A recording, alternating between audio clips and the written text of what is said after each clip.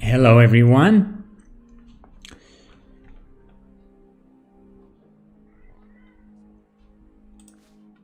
Let's wait a few minutes for everyone to join. Sorry for starting a couple minutes late. Was just getting some stuff ready. Hello, Marko Milivojevic. How are you?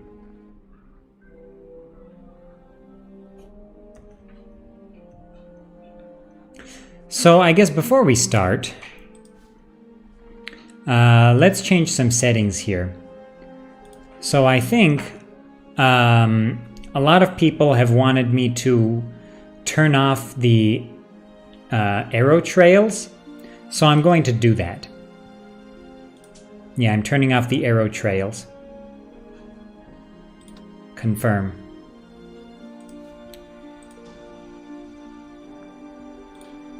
Hello, Arshak the First. Hello, Shower Lizard. It's been a while. Hello, Victor Van Boxtel. How is everyone?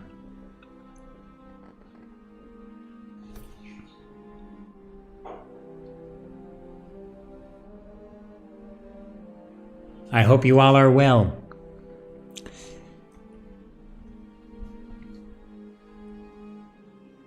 Hello, Lu Lee.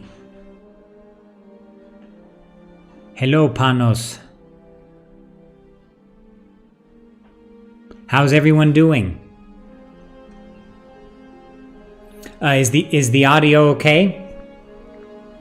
Yes, I figured it would be appropriate to play as Armenia in the remaster here.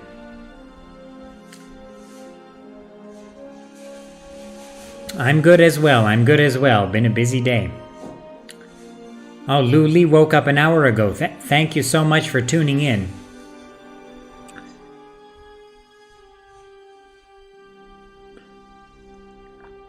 Hello, Girisis. Sure thing. Hello, L Player 1.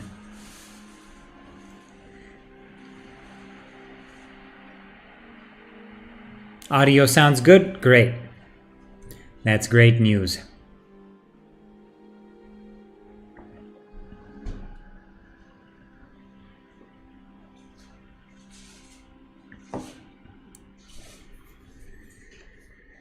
So I guess we can, and I'm going to go for short campaign, because who knows, maybe we can finish a whole short campaign during our stream here.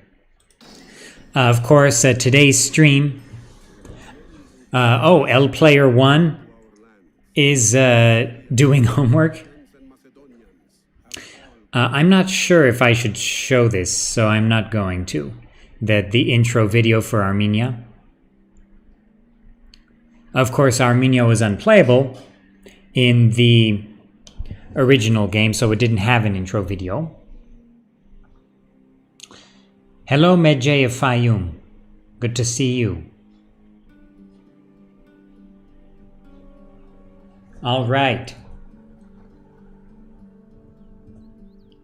So here we are in the in-game map. So actually, like I said, I'm streaming with Streamlabs OBS again, and the last few times I tried streaming, the battles were very stuttery, and that was due to the streaming software, the heaviness of the streaming software. So this time I've changed a bunch of settings, and I believe battles should perform mostly better now. I didn't want to turn everything down too much, because I want everything to look good.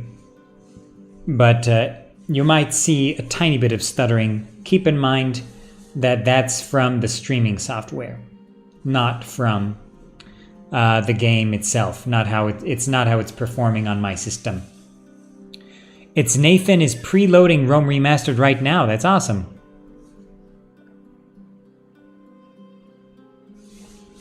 Does everyone have the game preloaded? I suppose we can get started with our campaign, and then once more people join, I'll talk a little bit more about the charity. So everyone, you can find the link to donate to the charity Focus on Children Now in the description below. And of course, the campaign is for children in Armenia, underprivileged children living in Armenia.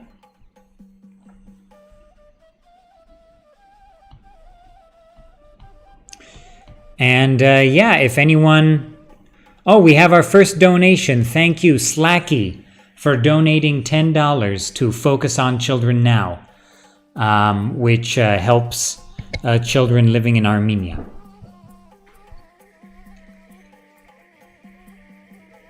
Alexandru, hello.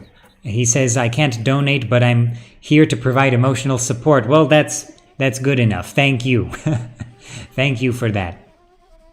The Medjay of Fayum says, we're going to get epic fantasy historical mods. I certainly hope so. There are already some in the works. I'll have more details about that as we, in the coming days and weeks. Oh, Shower Lizard says, just got a PC, feeling good. Yeah, I'd feel good too. I wish I was getting a new PC. Of course, everyone, I'm running this, as I've said before, on a budget gaming laptop from 2017. It's a good gaming laptop, good for the price I got it for. The Dell Inspiron Gaming 5577 from 2017. GTX 1050. I got it for around $500. Pretty good price for a machine like that.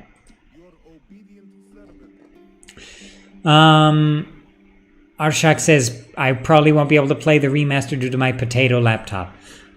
Yours is like Intel HD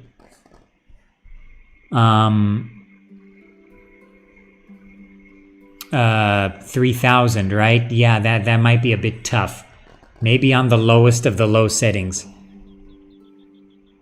Red Circle doesn't seem to like charities, so I'm going to remove that. Chat. Okay.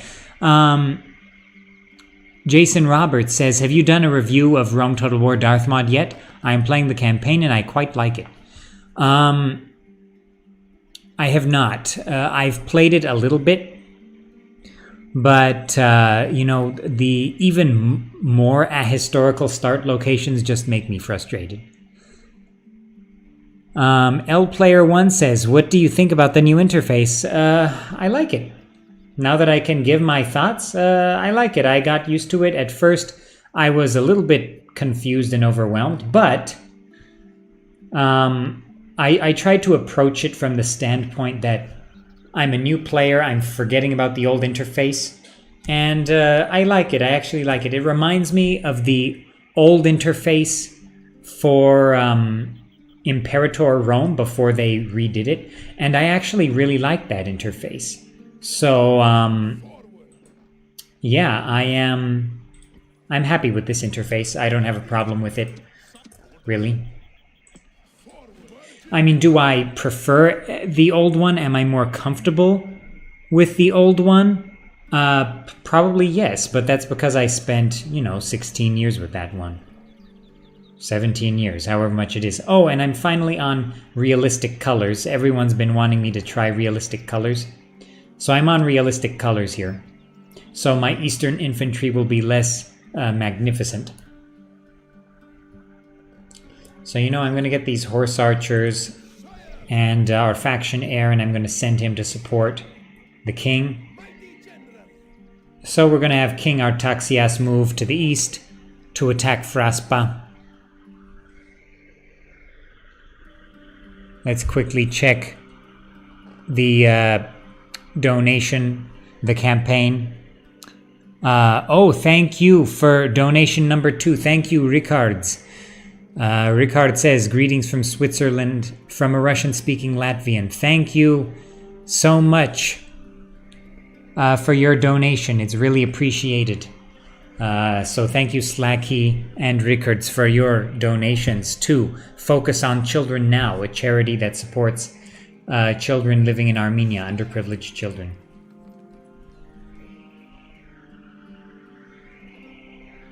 So we've already raised $20. Wow, that's amazing. You know, I mean, having never done a charity stream before, I had no idea. I have no idea how these really work, and I hope we're able to raise some good money for these people because they do a lot of good work. Marco says, have you played Ruins of Glory mod for Rome Total War? You know, I have it downloaded, but I have not played it yet. Son Clausewitz says hi. Hello. Hello, Clausewitz. The Flying Spaniard says hello. Hello, the Flying Spaniard. Daniel says, is it possible to have different levels of water elevation now within the engine? I think so. I'm not sure. I'm not sure. I'm not the most well-equipped to answer that question, unfortunately. I'm not sure. So I'm going to construct some roads and a port in Kutaisi, and let's go for the trader in Artaxata. And we'll have the king move east to Fraspa, so we can try to take Atropatene before the Parthians get there. L Player 1 says, I think it looks like a smartphone game, but it's okay, I think. You know, maybe the thing is I don't play any smartphone games, so I actually don't know what smartphone AI looks like. Honestly, I've never even... Okay, I played some Super Mario Run, but that's about it. Okay, I think that's all I want to do now for turn number 1, so let's keep it going.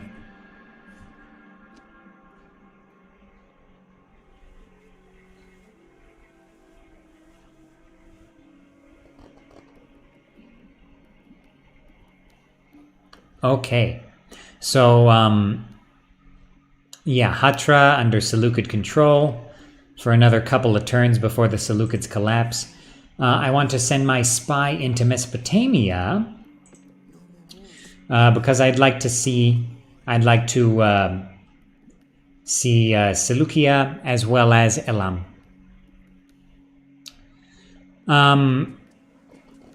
Kurdish Nomad says, is it possible to donate without PayPal?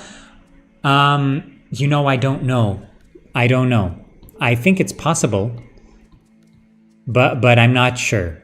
I'm not sure. It's all powered by Streamlabs charity, and I actually don't know if you can donate without PayPal. Oh, thank you. 2 more donations. Thank you, Watch Captain Alen, for your $25 donation to Focus on Children Now. Thank you very much for that. And thank you, It's Nathan, for your $10 donation. That's really, really appreciated. Thank you so much. The Flying Spaniard says, I have to say I preferred the old campaign textures. They are definitely darker. I see what you mean, but I'm okay with these textures as well. They don't bother me. They don't bother me. I think they look nice. Do I think a map like the Imperator Rome map or what map am I thinking of? Tsardam's Total War for Medieval 2. Do I think those maps look better? Yes. But I think this map looks pretty good. And you know what? I think it looks nicer than Rome 2's map. There, I said it. Like, look at these coastlines. Normal coastlines. I like it much better than Rome 2's map. That's something I found really distasteful in Rome 2. One of the things that really bothered me. Okay, I should probably raise my taxes a bit everywhere.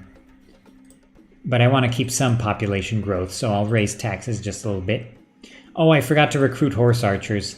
Okay, I need some more horse archers, so I'll recruit them. At the beginning here, I'm going to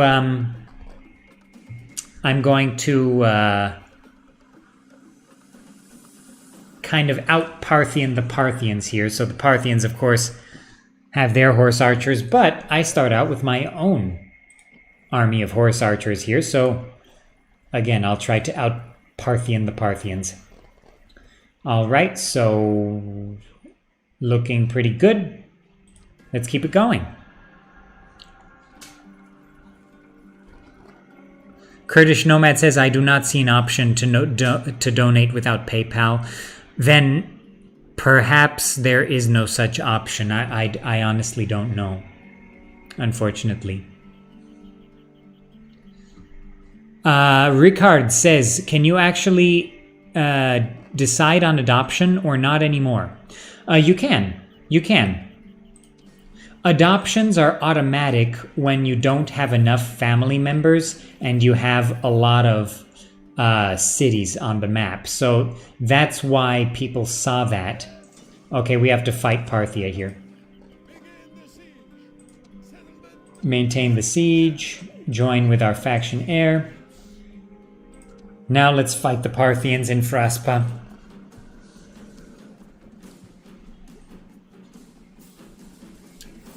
De Ivan says, is tomorrow the release date? Yes, it is. Gudea, have you, Jom says, Gudea, have you seen the laughable IGN review yet? I have not. The Medjay of Fayum says, my specific request, recruit heavy spearmen, cataphracts, and archers when you can. Of course. Of course. We will stand together. We will not fear. Knowing IGN, they probably complained about the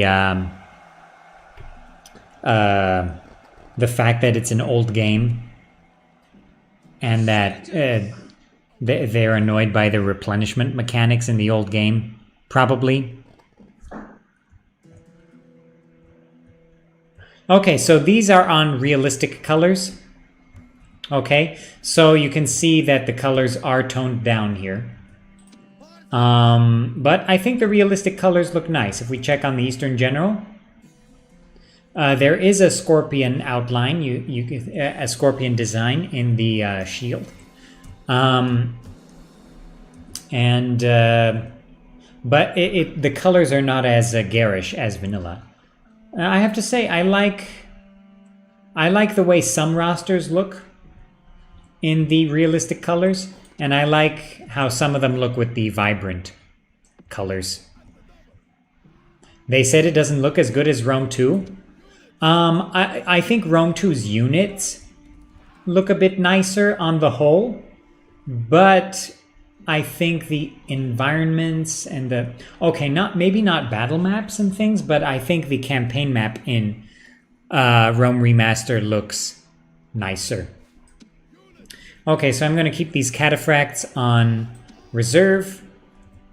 I'm going to have a king on the right flank, and I'm going to have the other generals on the left flank.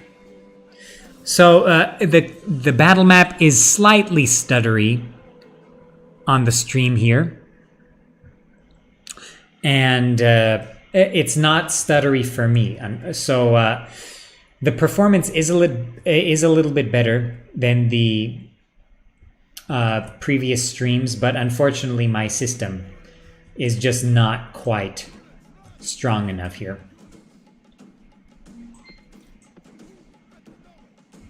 Okay, so let's try to overwhelm these guys that are on the corners here. So they only have one unit of horse archers here, if I'm not mistaken. Let's take a look at the Parthians here. So they've got their Eastern General. Yeah, they've got their Parthian Eastern General who has a different design on the shields. And they've got their horse archers in slightly less than hot pink.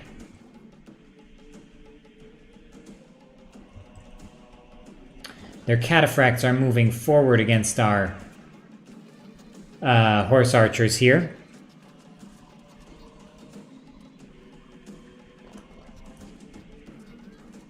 Hello, Spanish derp. Parev, inch veces. Okay. So let's whittle down these cataphracts, and then we'll move against them with our generals here.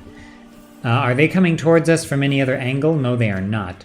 So you know what? I'll put one unit of horse archers here on this other flank. Okay.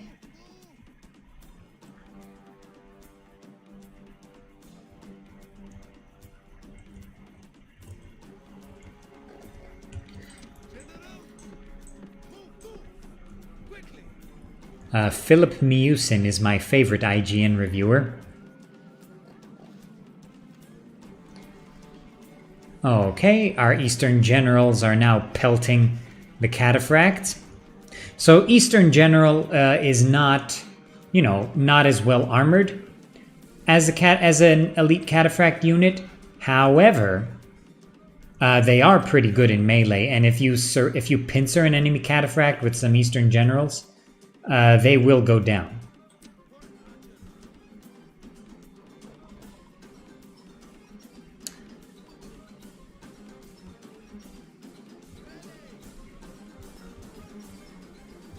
I'm running this with a 1050 NVIDIA 1050 with 4 gigabytes of VRAM, not 2 gigabytes, 4 gigabytes.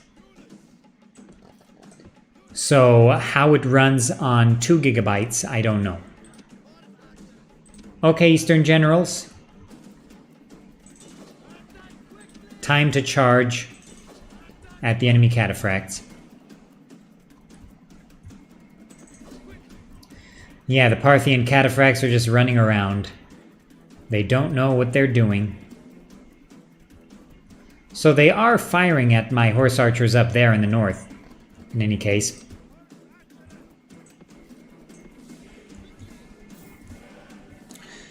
Armenia. So Armenia's roster is actually pretty good. It's better than some playable factions, or playable in the original. Of course, they're all playable now, but okay, our Eastern General has crushed the enemy cataphracts here. There we go. Wow, destroyed them all. So the Eastern General has a nice armor-piercing melee weapon, so that gave them a nice advantage there against the cataphracts.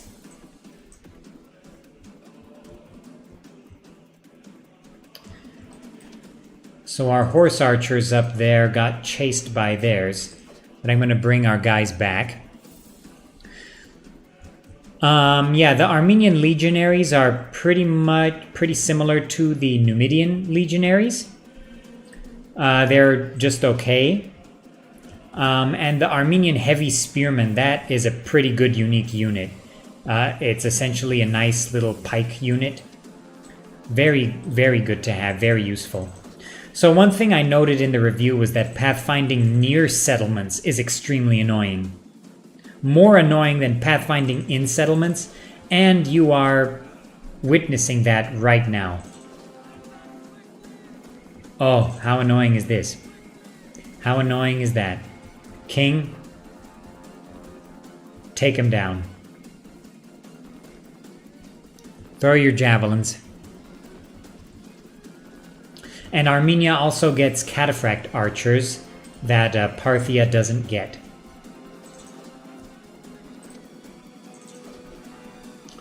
Okay, our guys are moving in. So now our horse archers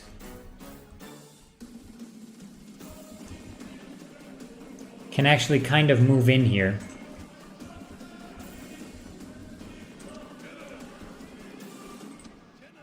Okay, our king is fighting hard, but the enemy's winning.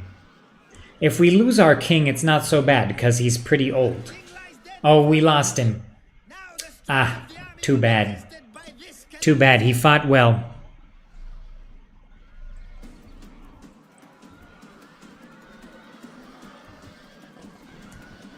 Oh boy. Yeah, I screwed up there. Or I messed up, sorry. I messed up there.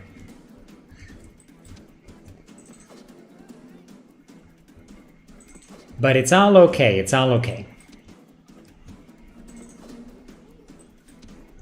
So let's move our... The reason I don't want to commit my... whatchamacallit? My cataphracts are because I can't retrain them.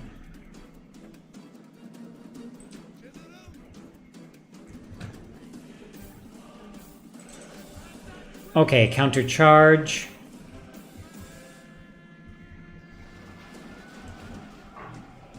Okay, faction heir, do better, please. And our other general is going to really help here. Oh, we got him this time. Yeah, they're going down.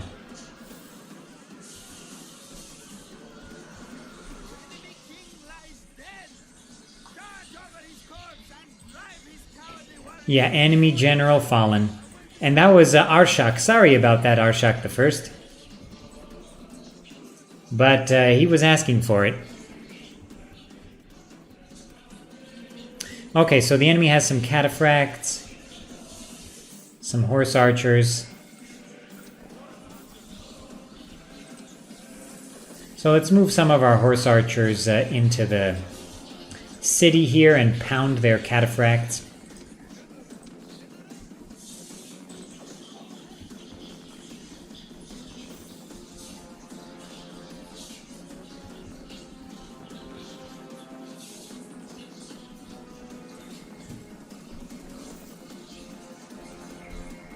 That is not a shower in the background. That is the sink.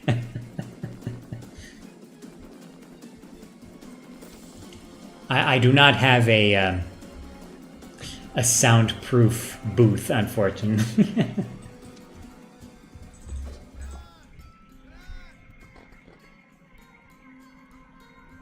Marstio says, I'm still sitting in the corner playing Rome 2. Ah, but you're waiting for the remaster, right?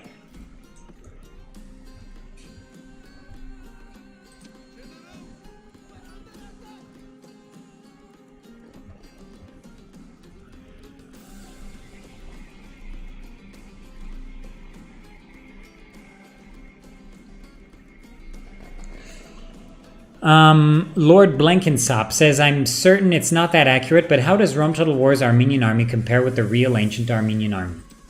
Well, oh my goodness, the pathfinding. I was looking at the chat. No. Ah, man. I was looking at the chat. Never look at the chat.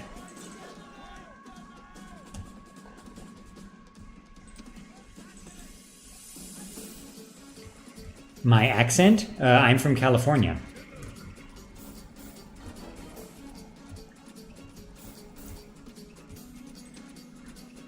You know what? Let's bring in the cataphracts just in case. Okay, once we hit these guys from behind.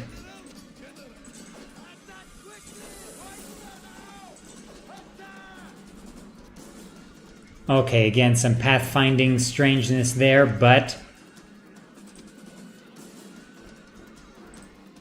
Wait a minute. He died too?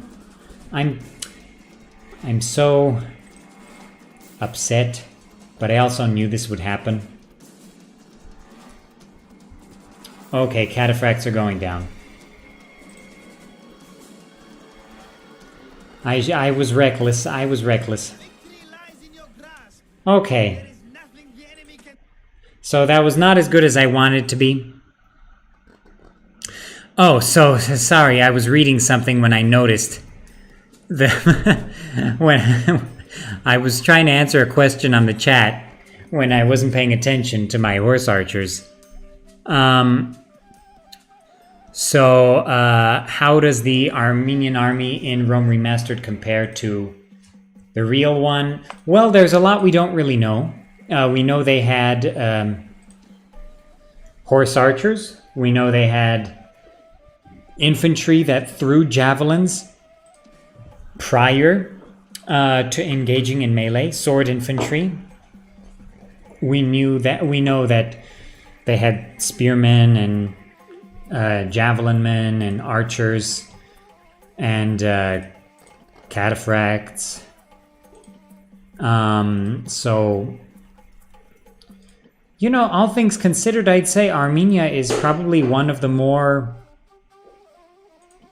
historically accurate armies in Rome Total War, because of course in Rome Total War there's a lot of historically inaccurate stuff going on, right? Okay, so Fraspa is ours, but we did lose more than I wanted to. At least now we have a surplus in terms of our money.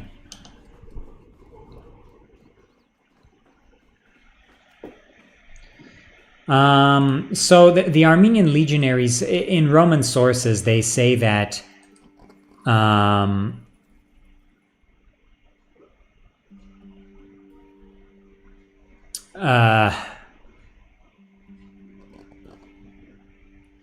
Wait, what was I saying? Sorry, I'm getting distracted by the game. Oh, so yeah, the imitation legionary would have been, yeah, Armenia had units where they threw javelins first and then they engaged in melee. So that's what the Roman historians are talking about when they say imitation legionary. I mean, a lot of what the Romans say about Pontus and Armenia is quite biased, so it's hard to tell what is true and what is kind of propaganda. So you have to think about why they would say certain things, from what perspective. So yeah. All in all, I'd say comparing it to other vanilla rosters, of course, the most historically inaccurate thing is that a lot of the Armenian units have this kind of Aracosian turban, which there's no record of Armenians wearing, and the Armenian climate is not conducive to such a thing. So, yeah.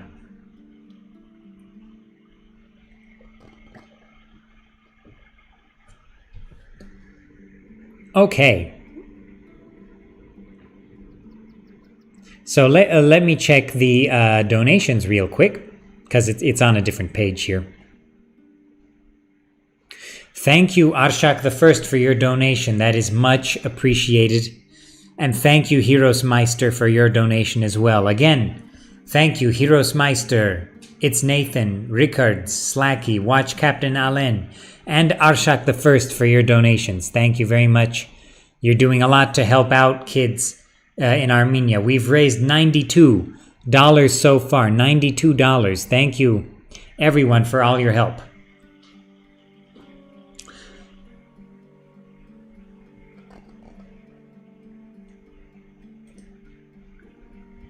Medjay of Fayum says, but if by this timeline would Media, Atropatene, and Pontus have a more Persian Sparabara influence for their rosters? You know, we have to remember Armenia, Pontus, Media, Atropatene. Those were the Achaemenid successor states. So at this point in time, I'd say they would have military structures kind of similar to the Achaemenid satrapies that came before them. And then, of course, there would be Hellenistic influences coming in as well.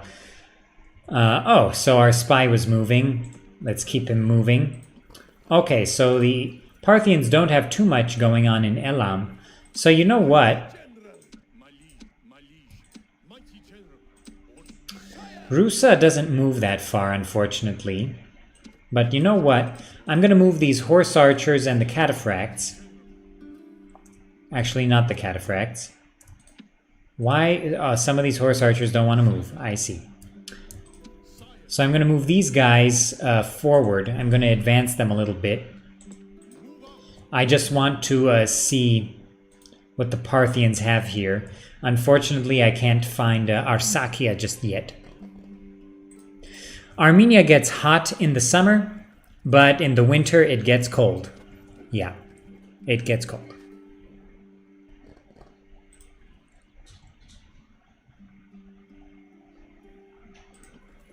Okay, so let's keep it going.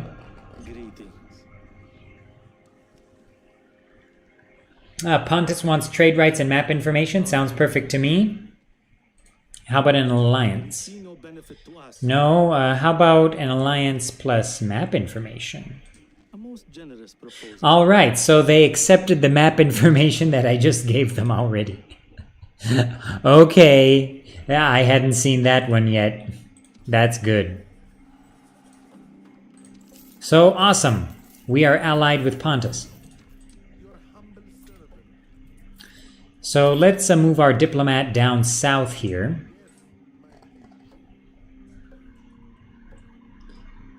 So actually, one of the new features of the remaster. Hello, Igorche81. Good to see you. let's quickly take a look at this. So this is like a big strategic view of the campaign map, and this has been added in the remaster. Something I didn't mention in the review, I probably should have.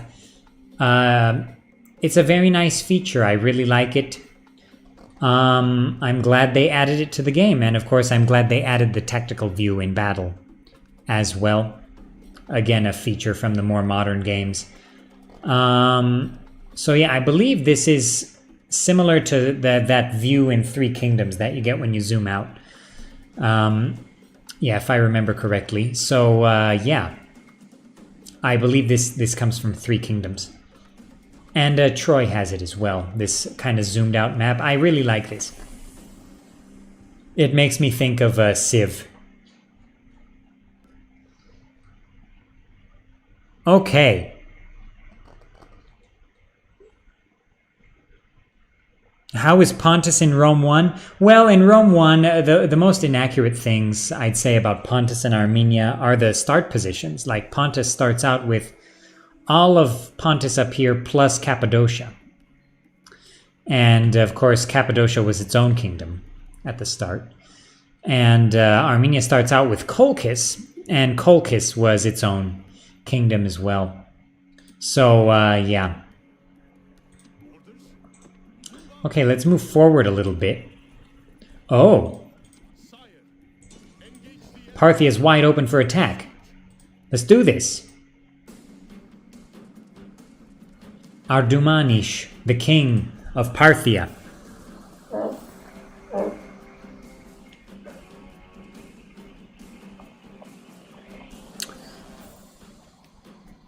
SOAD, System of a Down, says Shnoragalution, Gudea. Are you Armenian? Yes, I am. Live streaming live from Armenia. There are many roads to victory. Today our road lies.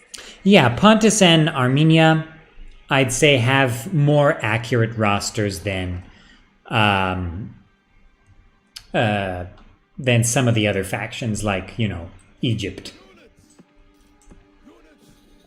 or Scythia.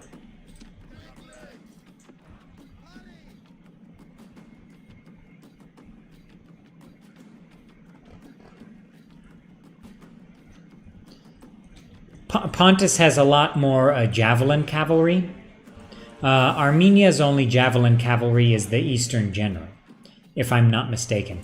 So again, I said pathfinding near settlements is extremely annoying, so I'm going to avoid that right now.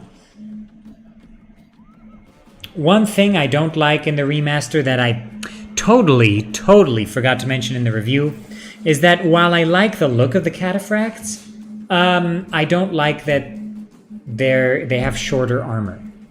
I think it should be a bit longer, like it is in original Rome 1 and in Rome 2 as well. But other than that, I like the look. I just don't like how short the armor is.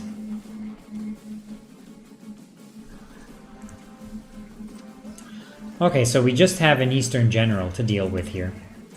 So let's try to get our horse archers in as close as possible. Maybe our captain can get a man of the hour. I'm going to turn off skirmish mode because that killed me last time.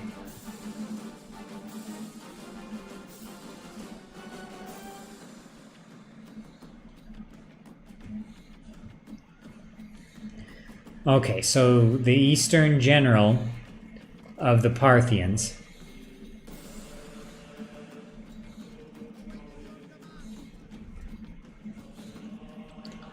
is moving towards this unit of horse archers, so I'm going to move them back a bit. And actually, that's the unit that's closest to the cataphract. So if the Eastern General comes after these guys, I'm going to charge at them with my cataphracts. And head-on, my cataphracts should charge and destroy him.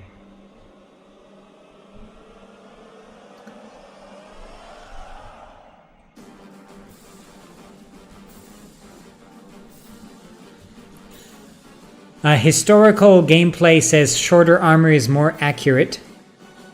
And historical gameplay knows military history stuff better than me, so I'm inclined to believe what he says. Everyone, historical gameplay has his own YouTube channel where he talks about the historical Total Wars and their mods. I highly recommend it. As well as the Medjay of Fayum. So the Medjay of Fayum and historical gameplay, I recommend their channels if you like the historical Total Wars. Okay, I'm going to move in my cataphracts a bit closer. Move my horse archers a bit back to avoid pathfinding shenanigans.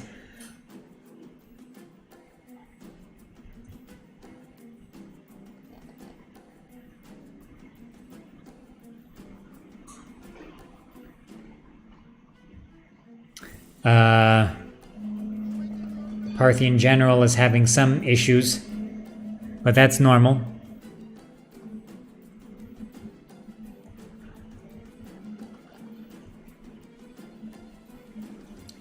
Are our horse archers firing? Yeah, they are. Okay, so I've turned off the arrow trails. So everyone, I hope you're happy. I have turned off the arrow trails. And of course you can turn off the arrow trails.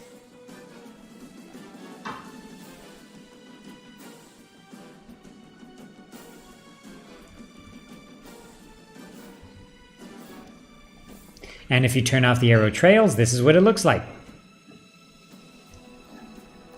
Oh boy, horse archers, get out of there.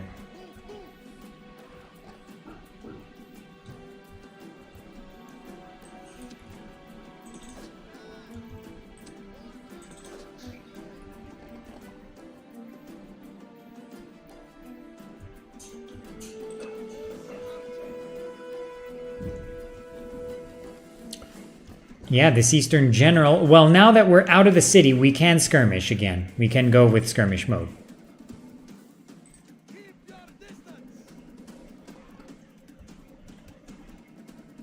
Hopefully the pathfinding shenanigans allows them to ignore my horse archer that's just standing there, right in the middle of them. And they ignored him.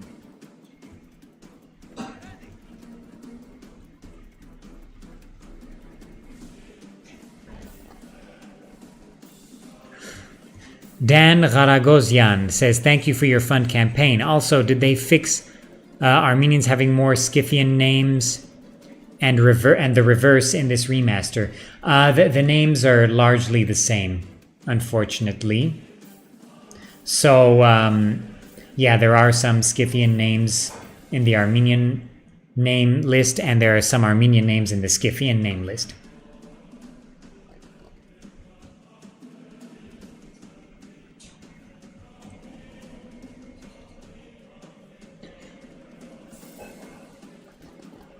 Sukate Tipbuntong says, why you run away always, sir? Well, I have horse archers now. What am I supposed to do? Are these guys firing? Yeah, we're doing surprisingly little damage to their general. Oh, we're getting them slowly but surely.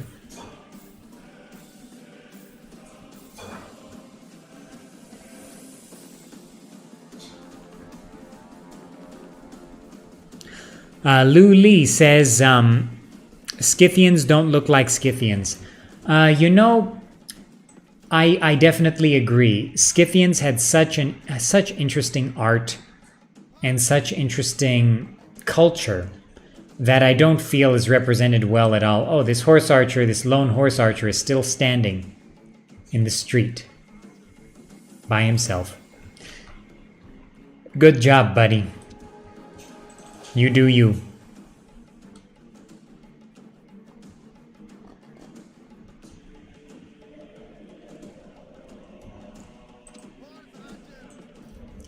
Okay, let's set up a bit further back now. Josh Doyle says, keep up the great work helping those in need. Thank you, Josh. Let me check the donations here.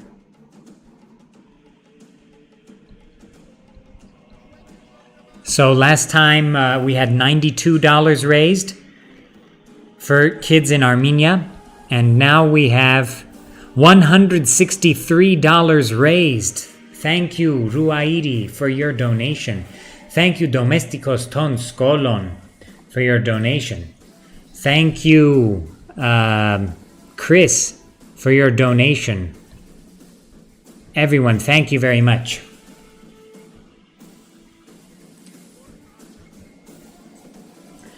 So Tigran, Spanish Derp says, yes, Tigran the Great of Scythia. So if you think about it, Tigran is a name that comes from Iranian, right? However, we don't have a record of any Persian using that name, however. I believe it comes from the word for, the Middle Persian word for... Okay, come on, Cataphracts.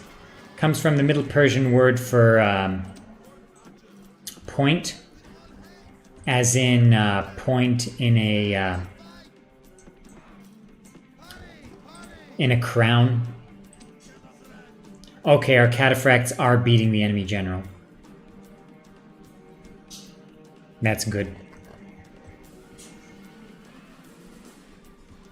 Good job, Cataphracts.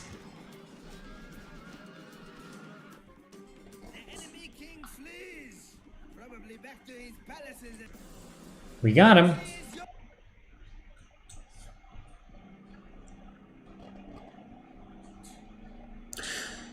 Alejandro says, EB2 did an awesome job at representing the Scythians and Sarmatians. Makes me wonder what modders will be able to do with this game.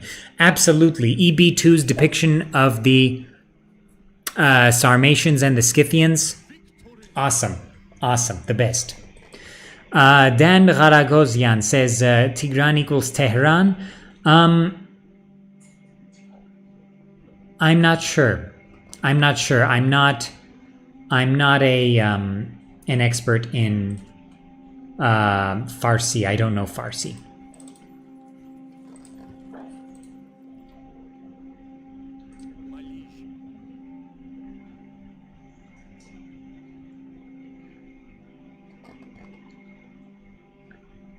Hee-haw says, hey, just curious, did you happen to study history in college? I did.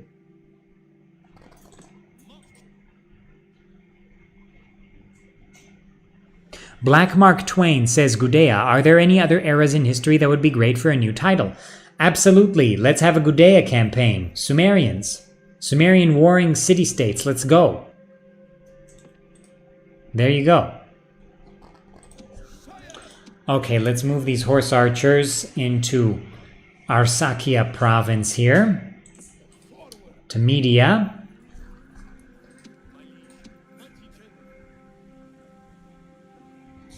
Oh boy. That's not what I wanted to happen. You know what? Let's give him this other unit of horse archers. That was my mistake there. So let's get these horse archers and, you know what? All the horse archers come to support the faction leader, the new king.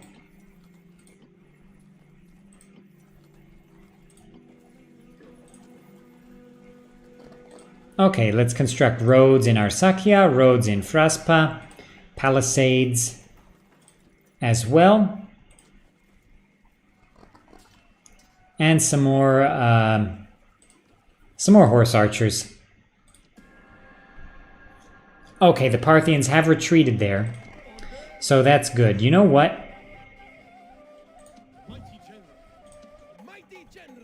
Where is he here? Okay. Let's get these horse archers together.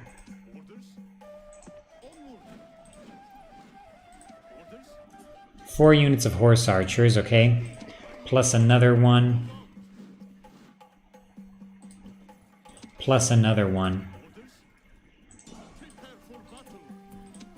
Let's get them all together. Let's actually send the king back to Fraspa. I don't want to lose him even by accident. I have to be careful. Oh, we have another prince. That's excellent. Tigran of Tigranokerta. Adoption not completed. No. Oh. It happens. It happens. Okay, let's get these horse archers to our Sakya as well. Retrain them. Let's train some glorious Eastern infantry.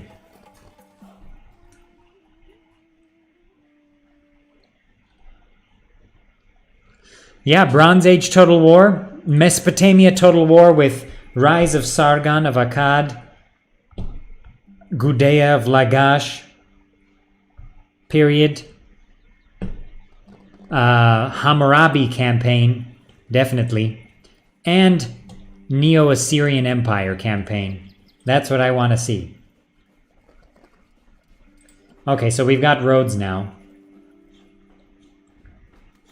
So we're constructing palisades. Okay. Palisades are going to be good. So yeah, Parthia is less less developed than Armenia at the start here.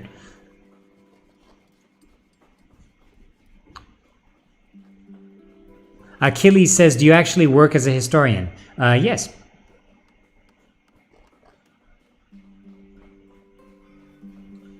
See people Total War? Absolutely.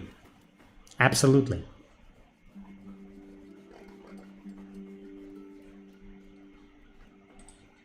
That would be the barbarian invasion for Mesopotamia Total War.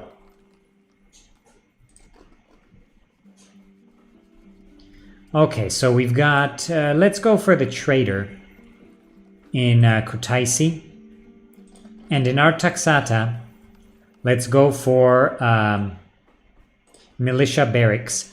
I've got to upgrade our barracks as much as possible so that I can get heavy spearmen. Those heavy spearmen are going to be absolutely crucial to our success. Where's our prince? He's in Artaxata. Okay.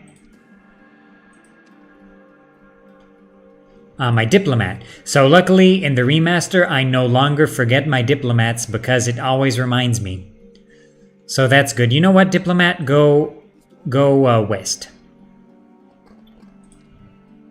Path blocked. All right. Now let's keep going.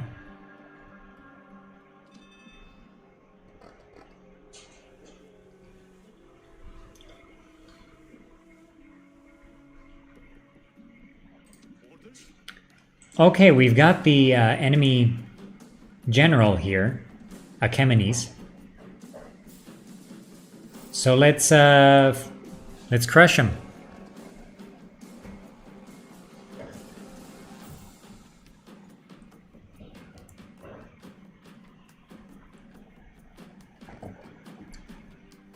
Okay, so let's have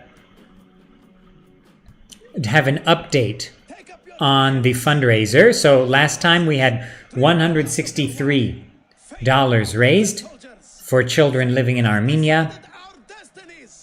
And now we have 173. Thank you, Sinka Man, for your donation. I'm sorry if I didn't pronounce that well. But thank you so much for your donation. Thank you everyone. Ruairi, Arshak the First, Watch Captain Alen, Domesticos Ton Skolon, Slacky, Sinkaman, Ricards, It's Nathan, Heroes Meister, and Chris. Thank you all for your donations.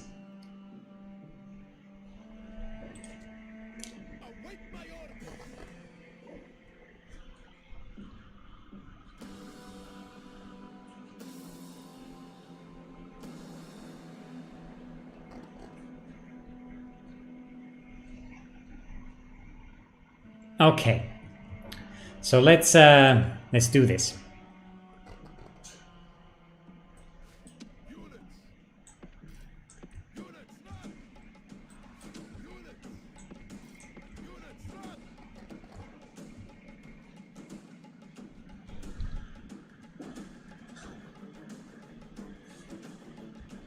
Guys, let's keep it civil, please.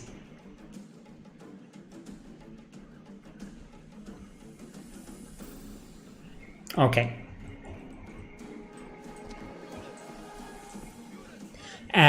Troglodyte Enfanga says, as a historian, what is your opinion on history YouTubers? I like some history channels on YouTube. Of course, you know, they're good for people who just want to learn about history that maybe they don't get to learn in school. Like Kings and Generals is a cool channel. But I mean, like, should it be taken as gospel? No. No. Zork says, good day, are you from Armenia? No, but I live in Armenia. I'm live streaming from Armenia right now. Meje Fayum says, I want Mesoamerica Total War. That sounds cool to me. Mesoamerica's awesome. Zork says, Barevach Berjan. Barevach Beres. One says, Kinchkachuka. All right.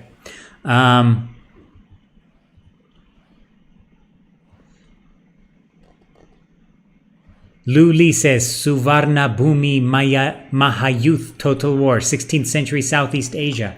You know, that actually would be a cool setting. Definitely. I agree.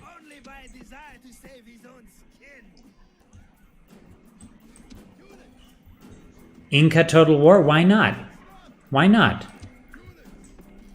You know, I know, you know, a lot of people think it won't be that popular of a setting or whatever, but you know what? Games like Civ, games like Total War, they encourage people to look up these things, to learn more about them.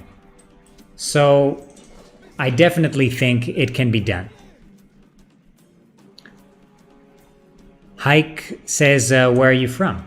I'm from California. California is hella tight. That's a clue.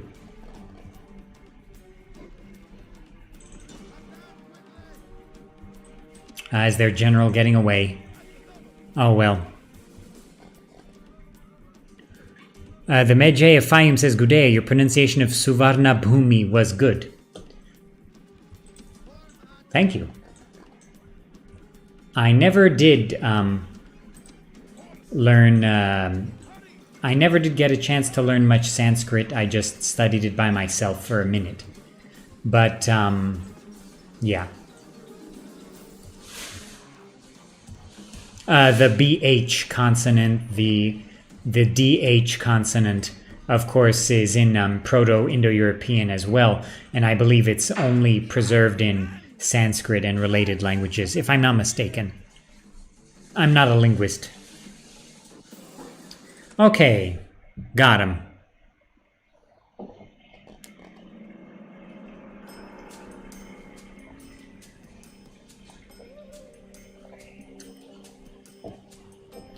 Spanish Derp says, has internet in Armenia gotten decent? Because when I was there back in 2014, it was trash. It's good. It's good. I get up to 80 megabits per second with 6,000 Armenian dirham, which is about $12. Does that sound good?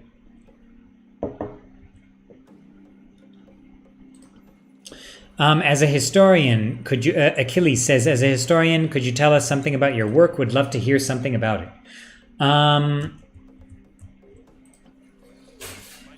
Sure, I'm a Mesopotamianist, so I mostly work on Mesopotamia.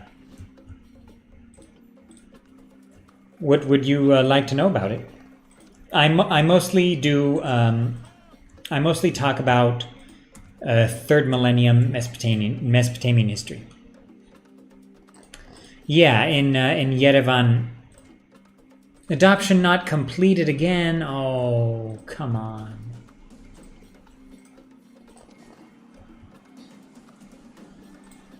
War declared. Eastern Infantry. Awesome. I'm wishing this was on vibrant colors. The Medjay of Fayum says Paradox represents India a lot more. Absolutely. Absolutely. I really wish... you know, I really wish Rome 2, Attila, they added a little bit more of India. At least. At least. And in Alexander, I wish they added more of India as well. Would have been nice, definitely. Let's go for land clearance and trader in Fraspa. And let's go for land clearance in Arsacia. Girisis says, talk to me about Nineveh 5 pottery. I have a lot of friends that could do that, but I did not do much archaeology. I did not know much archaeology.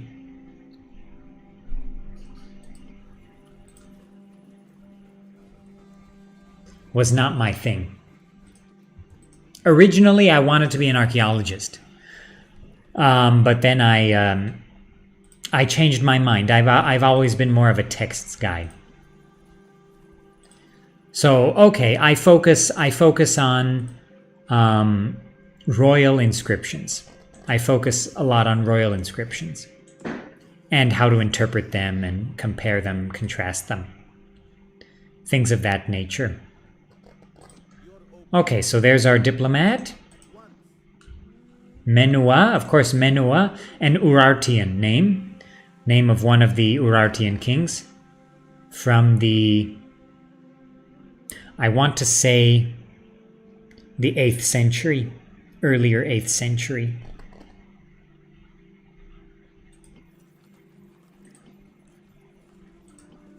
But of course, Urartian chronology is problematic.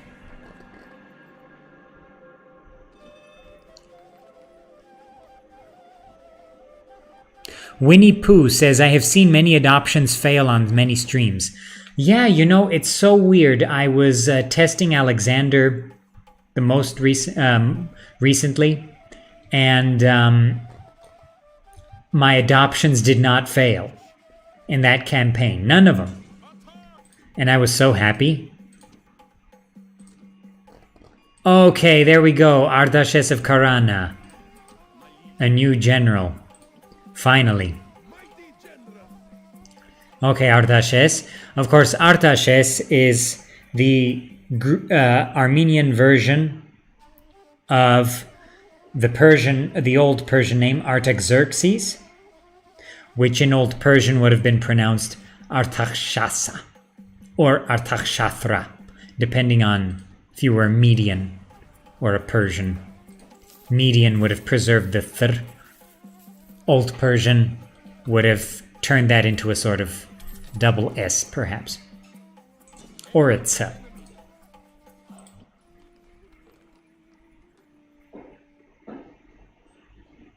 Hike did some archaeology in Garmir Balur.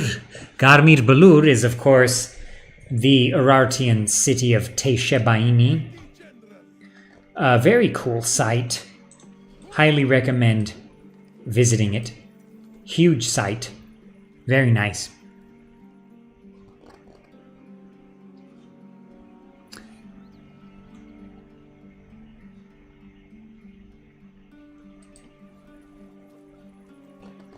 Oh, Dan Garagosian says, what is this name? Rimsin? Even more like Persian names from Rome. Total War 2 make more sense. Rimsin is Akkadian. It's an Akkadian name. And for some reason, Armenia gets a lot of Akkadian names in Rome and Rome 2. So Rimsin comes from Rimu, which means wild bull. And Sin is, of course, the name of the moon god in Akkadian and Semitic. So the wild bull of Sin, that's Rimsin. There's Armenia also has a name Warad Sin in Rome 1. Warad Sin, Warad means, comes from Waradum. It means a slave or servant. And Sin is again the moon god, so slave or servant of the moon god. Do we want to ally with the Seleucids? Not really. Generous proposal. I'll trade with them for a bit as I build up. Yes, my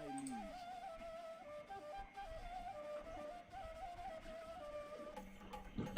Jirisis says, I almost got bitten by a dog when going to Garmir Balud. The Medjay of Fayum says, how do you pronounce Old Persian and Armenian names? I struggle to pronounce them. Well, there are some Armenian names here. Artashes. Artashes. That's all. Old Persian version would be Artaxshasa. Artaxshasa. Old Persian, of course, likes the Khish, Khisha, consonant cluster. Khish. So, you know, once you can say Khish, it's not that hard to pronounce Old Persian.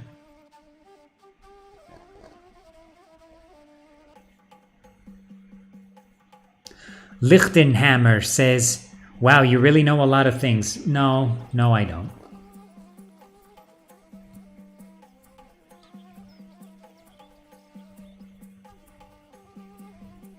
Okay. So, Daniel says in Shogun 2 there's a province called Bichu. Yes, there is. And I think the Obama faction was based there, wasn't it? Wasn't it? Or was Obama based somewhere else? I can't remember. No, it was somewhere else. I'm sorry. It was somewhere else.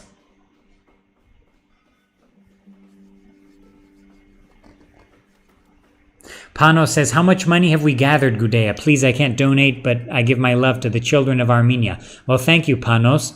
So, the last time I checked, we had raised $173. And now we have $254. Wow, thank you, Winnie the Pooh, for your donation. $51. Thank you so much for that, Winnie the Pooh. Thank you, Anonymous, for your donation. Thank you, Marcus Kind, for your donation. And Ruairi, Arshak, Watch Captain Allen, Domesticos Tonskolon, Marcus Kind, Anonymous Slacky, Rickard, Sinkaman. And one more. It's Nathan, Heroes Meister, and Chris. Thank you all for your donations. It's much appreciated.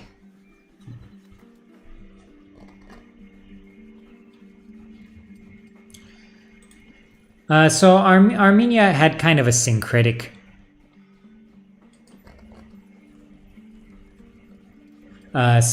religion. So, you know, there were native local gods. There were gods that were kind of influenced by the older, like Hittite, Luvian pantheon. There were gods that were influenced by the Persian pantheon, like Aramazd. Perhaps Chaldi worship persisted for a little bit, at least amongst the Urartian communities. But, you know, a lot of that stuff we don't know for sure, absolutely, because we don't have that many records.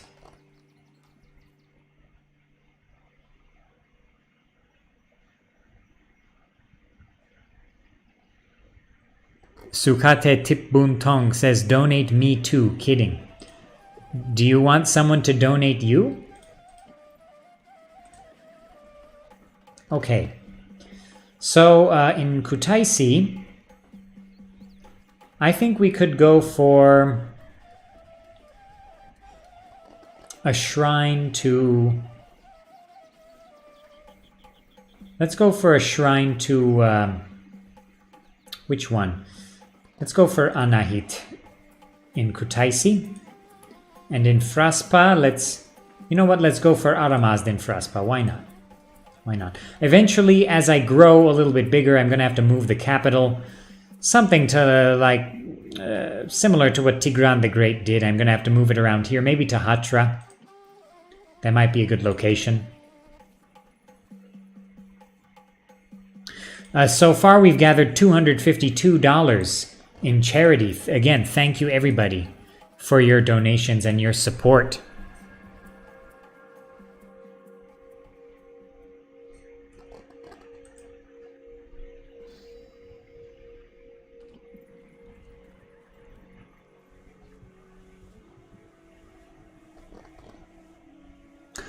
Zork says, is the Armenian god Tyr related to Thor? Tyr is from the Zoroastrian pantheon, if I'm not mistaken. Okay, so the Parthians do have Dumatha. So I'm going to have to go down there and take it. And hopefully, I am okay with the Seleucids. So hopefully the Seleucids don't attack me while I'm going on this expedition down south to Dumatha, because my forces would be quite exposed and spread out. So the Seleucids are at war with Egypt now. I believe Egypt has declared war.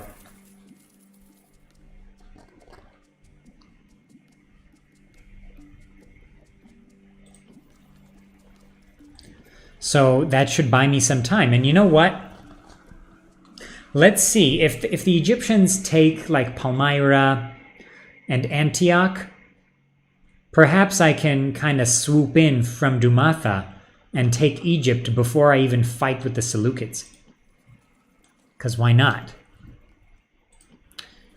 Phoba Bet, who I believe is Boba Fett in disguise, says, how can I support? You can find a link to the Streamlabs charity donation link in the description for the stream. Thank you very much for asking. Link is in the description for the donations. And thank you very much for Streamlabs charity powering this charity stream. Thanks to them. Without them, it would have been a lot more complicated to set this up, that's for sure. And thank you to Streamlabs charity for working with Focus on Children Now, the charity that supports underprivileged children living in Armenia.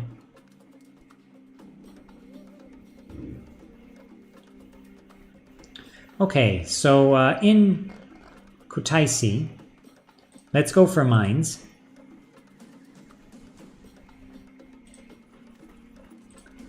We're building a lot, that's for sure. We're going to be able to upgrade Artaxata soon, in just one turn. That's going to be great. I forgot my diplomat again.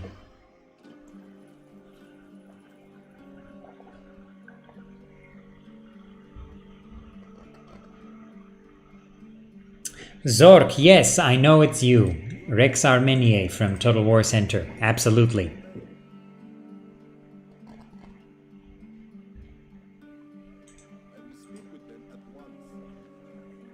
How are you? Okay, so let's talk to the Greek cities. Okay, now we're allied with the Greek cities. And they gave us their map information.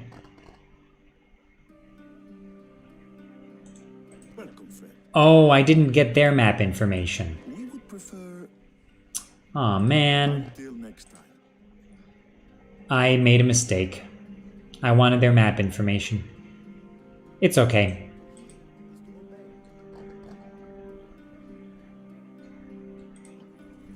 So you know what? I'm actually going to send Menua, my diplomat, up into Scythia to talk to our northern neighbors. I do not want Scythian attacks in Armenia proper, that's for sure. That would be extremely annoying. So you know what? I'm going to buff the walls in Kutaisi a bit.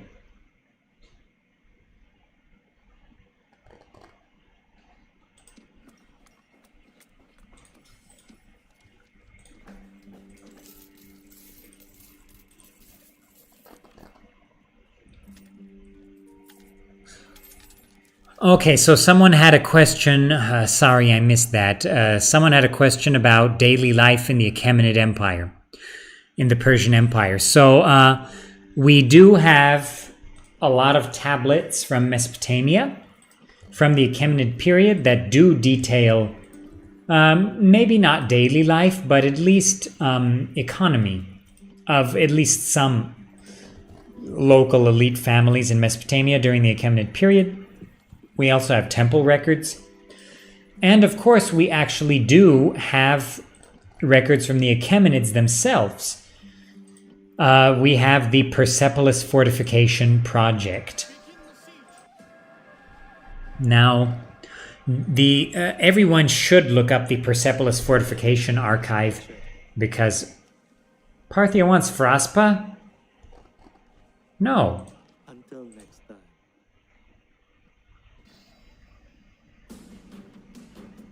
All right, it's time to fight. Of course, Baga Bigna. Of course, Baga in Old Persian, Baga means God. God. So, Ahura Mazda is Baga Wazirka, a great god, right? And Captain Nabucodonosor is actually the Old Persian pronunciation of Nebuchadnezzar.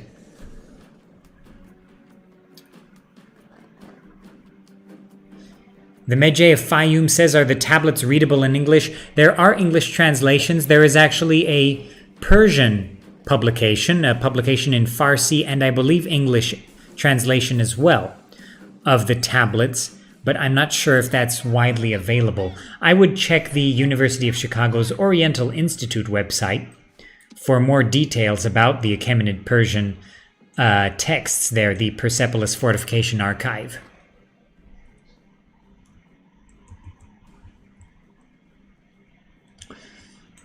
I love Herodotus. He's the first historian. He's the first person who tried to do anything like that. Like, compare Herodotus to what we had before, like royal inscriptions that are next to useless for figuring out history, really, in a lot of ways. Unfortunately.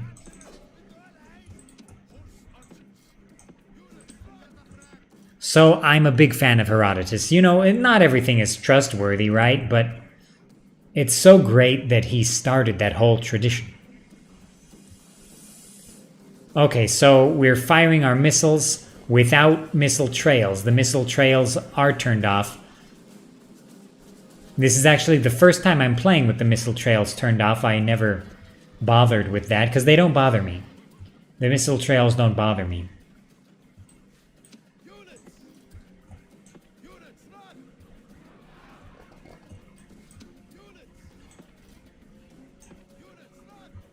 Let's have our horse archers skirmish with the enemy general there.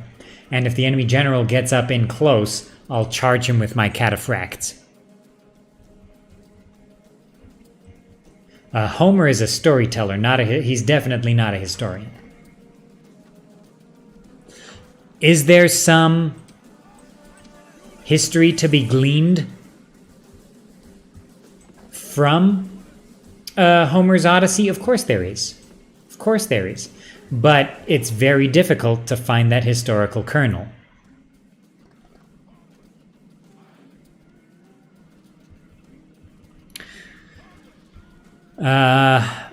Rocket Man says you should do some custom battles. I've never been a huge custom battles guy. Like, of my own volition, I've never done one. I don't know. Of course there's tactical view.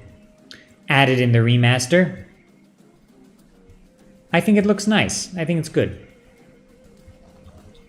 It's very helpful, especially for larger battles. The enemy king is routing. I think we should be able to get him right now.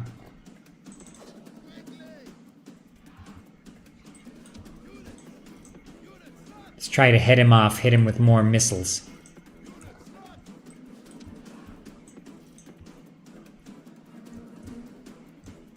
Okay, so the enemy general... Okay, they're skirmishing with their eastern infantry. What? We got him. But what happened to my horse archers is going to remain a mystery. I think it was friendly fire.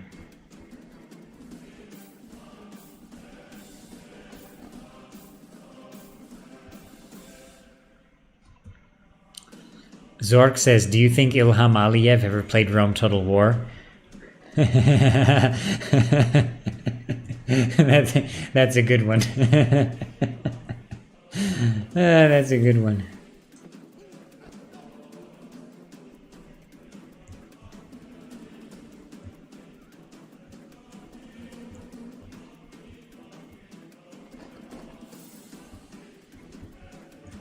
Okay, so they're Eastern Infantry. Let's show off the Eastern Infantry here. So, on the realistic colors, I'd say the Parthian Eastern Infantry actually looks almost more ridiculous. I don't know why.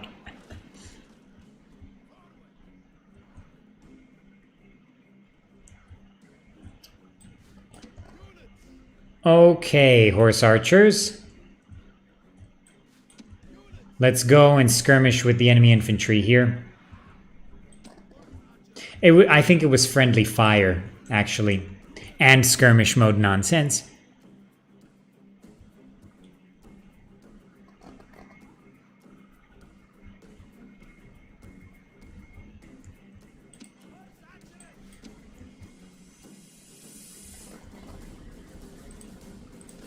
Yep, enemy general Bagabigna has fallen.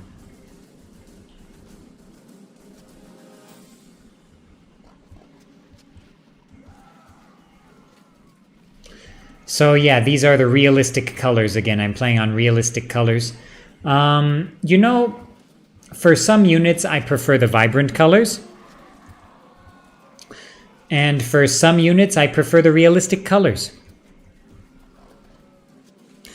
Yeah, right now they look like like they're doing Toad cosplay. I like that.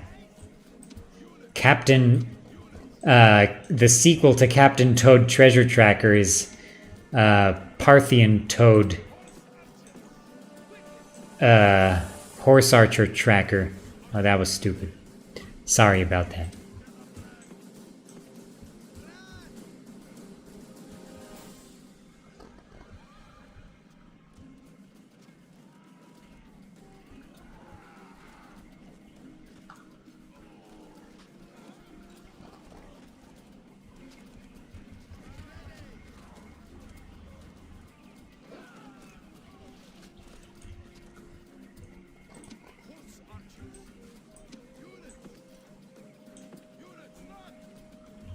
Parthian Toad skirmish mode.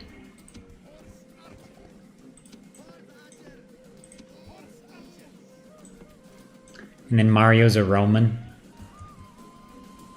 That would be good. Okay, keep firing. Parthia and Mario crossover. The crossover of the decade. I hope it's historically accurate.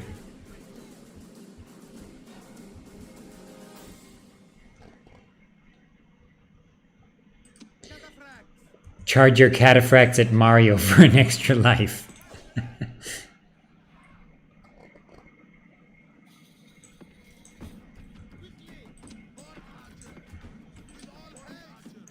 No, the Parthians did not wear hot pink. Enemy general shows his value.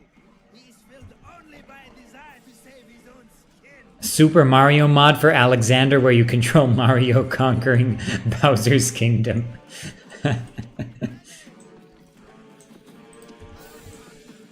Paper Mario, the Parthian king. Controversial sequel to Origami King. Does anyone want to see a review of Origami King on the channel? Broby1 Kenobi, hello there!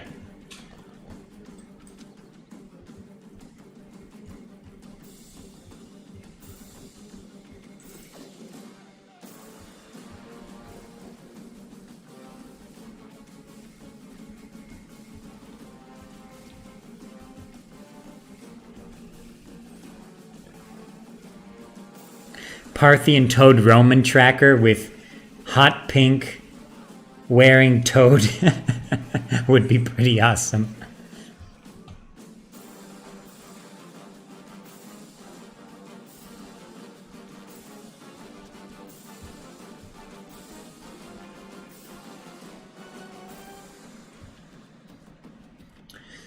And again, this is with missile trails turned off.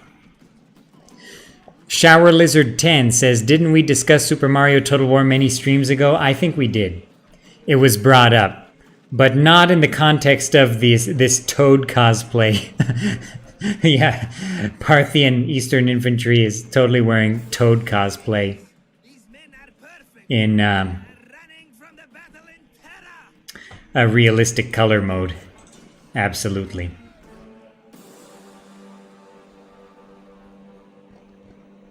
Hello, Heath Dion. Good to see you.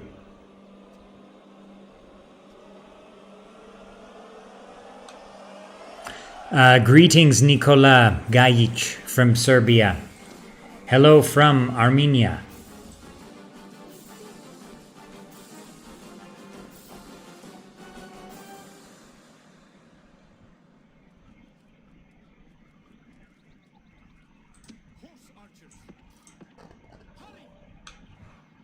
Yeah, the foliage does look nice, doesn't it? Very nice.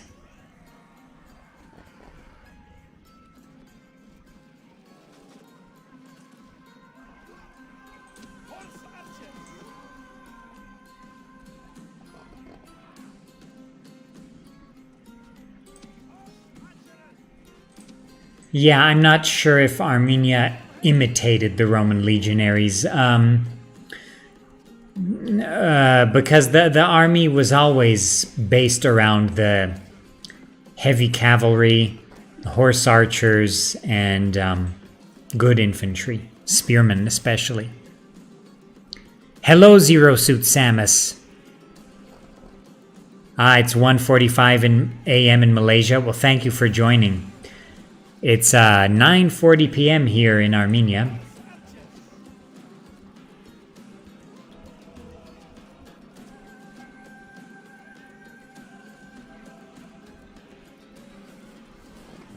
We lost some horse archers at the last second there. Can you guys get this guy? There we go. Victory is complete. No man can take any credit from you for the crushing of We got him.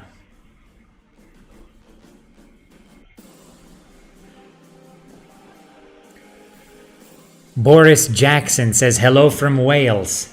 For a second I thought it was going to be Boris Johnson. But I'm glad it's Boris Jackson. Greetings from Armenia. Yeah, it's amazing that the Parthians could grow grass instantly.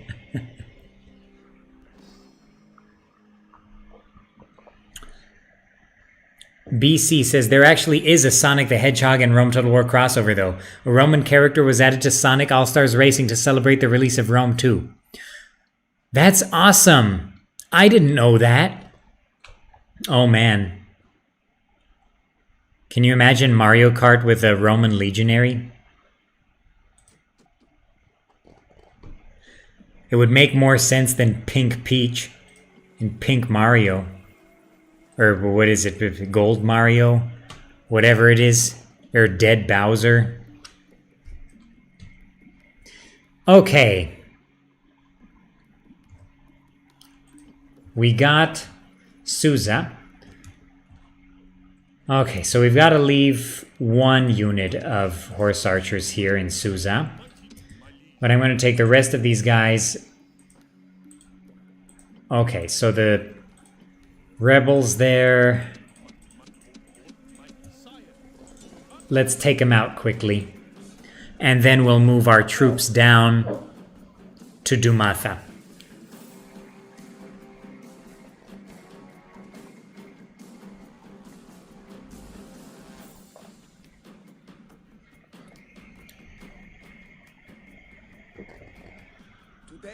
Oh, that would be awesome. A pink pajama, Eastern Infantry, and Mario Kart. That would be awesome.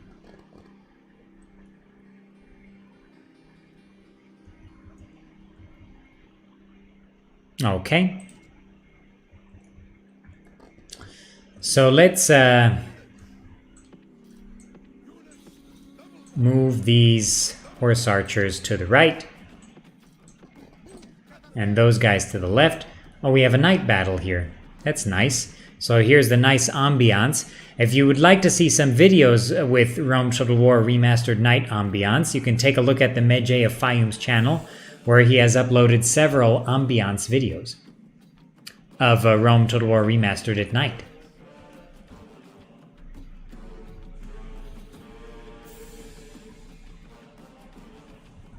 Adam Harman or Garman says, I watched your Scythia campaign yesterday and was amazed how you recognized Akkadian names and broke down their meanings.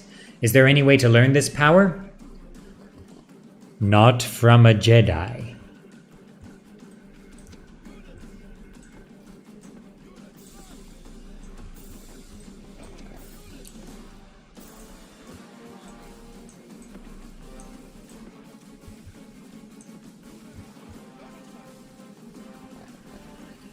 Have you heard the tragedy of King Sargon the Wise?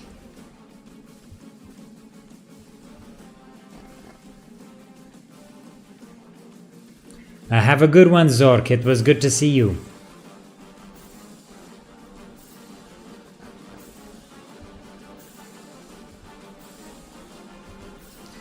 Yeah, so these are these guys wear white pajamas.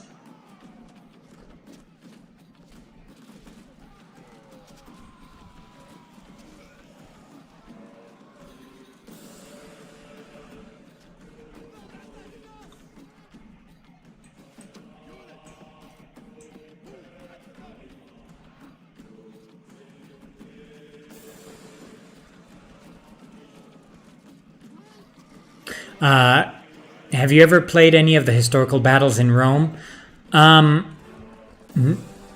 You know, I was never a big historical battles guy.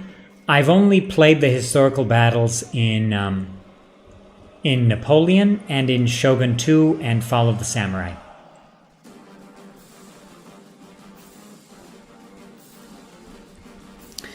Winnie the Pooh says, how is the stream going and the donations? I had to leave for the last 15 minutes. Let's check on the donations as we watch these Eastern infantry get picked off. So let me quickly check this.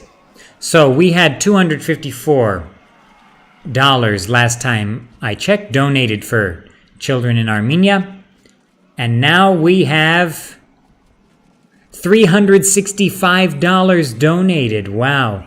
Thank you, Luli, for your donation. Thank you, Girisis. Thank you, Anonymous. Thank you, Radu Epure. Thank you, Soag. Thank you, Foba. Thank you, Kidaman. Thank you for your donations. And of course, everyone who donated before: Chris, Heroes Meister, it's Nathan, Sinkaman, Watch Captain, Arshak the First, Ruaidi, Winnie the Pooh. Thank you, everyone. Thank you all for your support. It goes a long way here. Out here, it goes a very long way.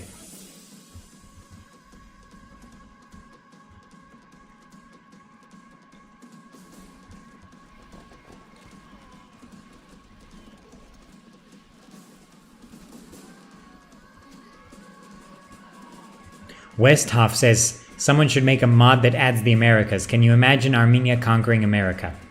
Well, they have taken Glendale.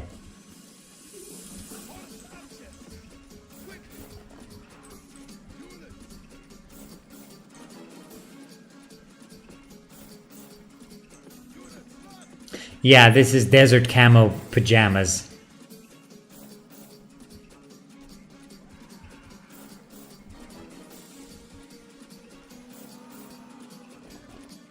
$555 Rock says, good day, you're going to have to stream longer now to keep the donations going. Let's see. Let's see. I won't be able to go forever. But let's see how close we can get to our goal. All right. So we got all the Eastern infantry. Awesome.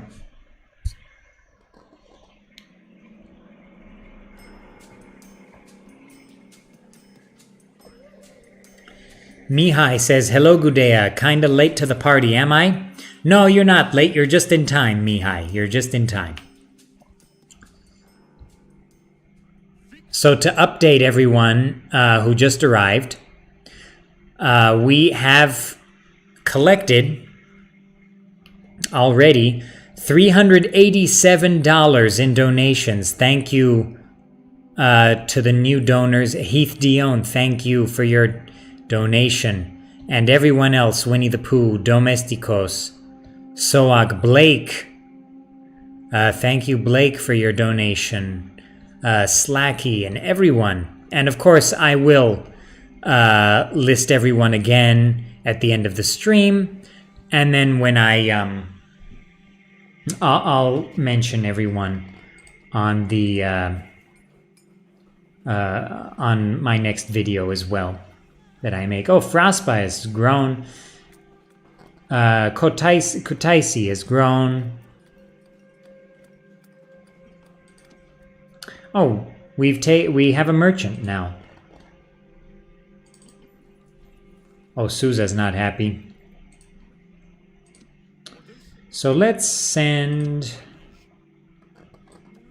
1 unit of horse archers back to Souza. Yeah, now Souza's okay. You know what? I should send 1 more. Just to be safe. Okay, yeah, Souza's nice now. And Parthia doesn't have too much left in Dumatha. So let's go get him.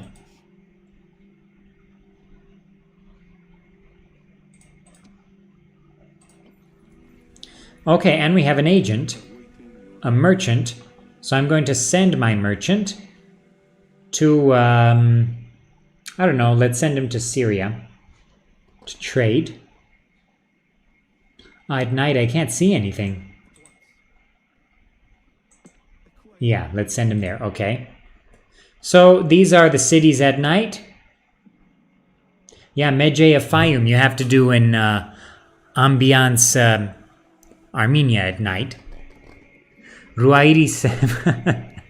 That's funny, that's funny.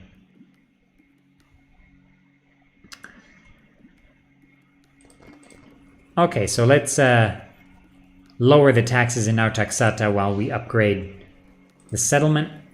Let's upgrade Fraspa to a large town. Kutaisi we're going to upgrade to a city. Minor city. That's great. Things are going great. But I shouldn't get too happy too quickly.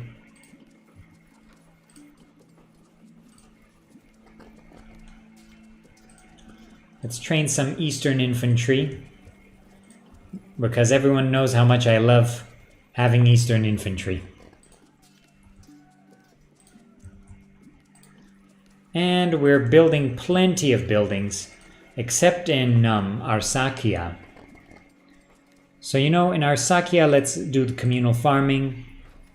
And in Susa, which is a minor city, let's go for shrine to Aramazd for public order bonus.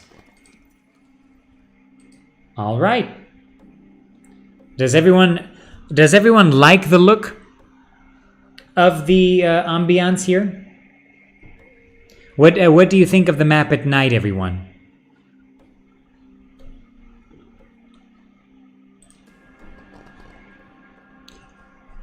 Zero Suit Samus says, unfortunately, Super Sticker and Super Chat is still not available at Malaysia, even to today. Yeah, that's unfortunate.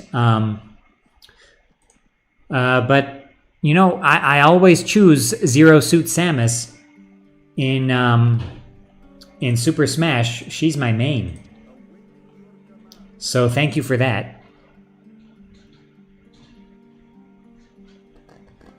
Okay, let's get our diplomat up to Scythia like I wanted.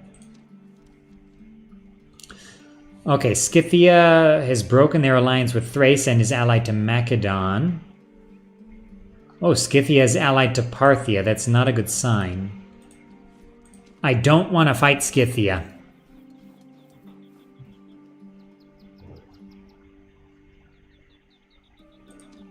End of turn report. Looking good. A lot of buildings completed. Yeah, things are nice. Okay, so our towns are going to be upgraded quite soon. Susa is happier now. That's good to see. But I have to make them even happier. So I think I'm going to go for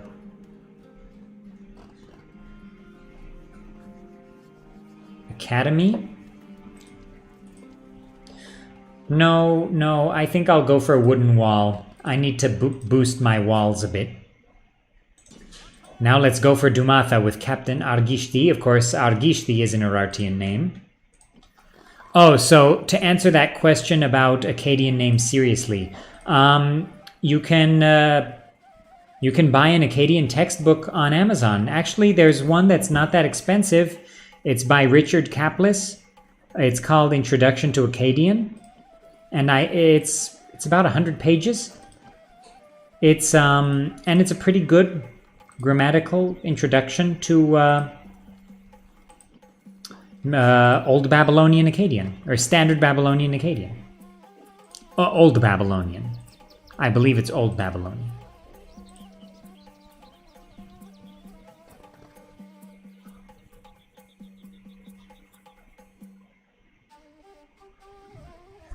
So all the C's in names that are Greek should be pronounced hard, like Scythian, Saka in Old Persian.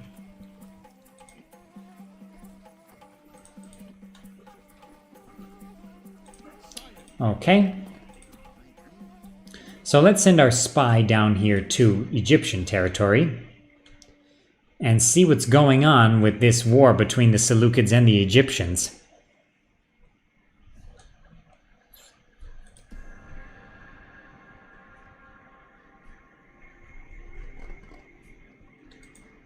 Yeah, the Armenian colors in Rome Total War are pretty cool. I like them. It's a very relaxing color. The Parthian color actually literally hurt my eyes. Okay, let's go trade that wine there. Or actually, let's go trade this silk. Why not?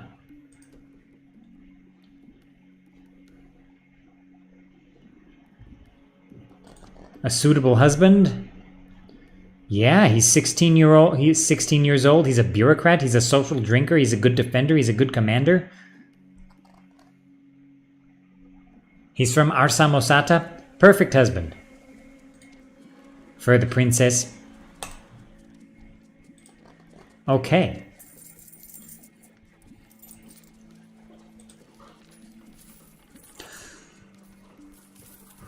Plus Armenia has baklava. Did the Parthians have baklava? I don't know. I don't know. We may never know. Okay, so I'm going to go for city barracks in Artaxata. And that will give us access to heavy spearmen. I love heavy spearmen. It's great to have horse archers and heavy spearmen. You become extremely powerful. Bahar of Urfa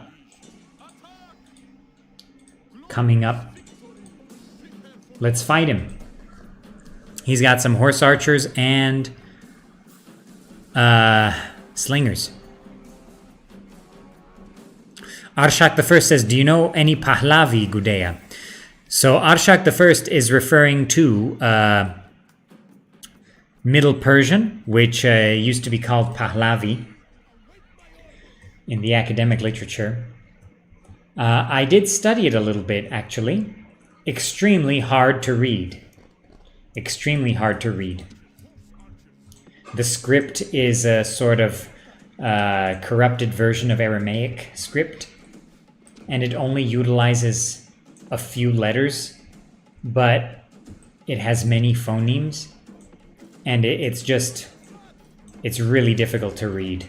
But I did learn it for a little bit, yeah. Do you know Pahlavi?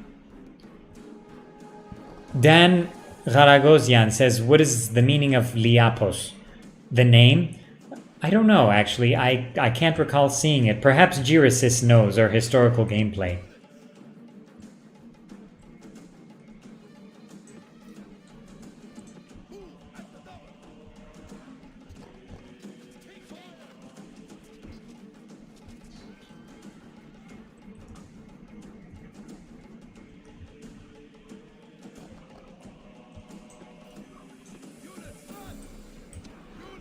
Okay. So, of course, the letter kappa in ancient Greek was actually pronounced unaspirated, so it was k, right? So, actually, the modern Greek letter ch, ki, that we call ki in English, was actually pronounced as the aspirated k in ancient Greek. And then, of course, by medieval Greek, the ki had become a ch, and the kappa had become a k.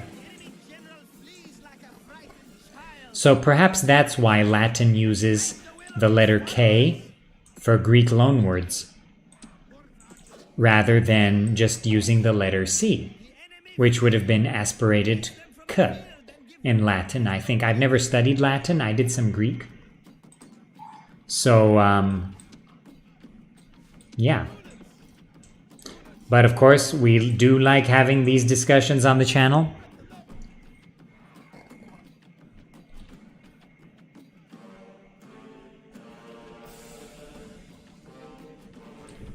Their general escaped.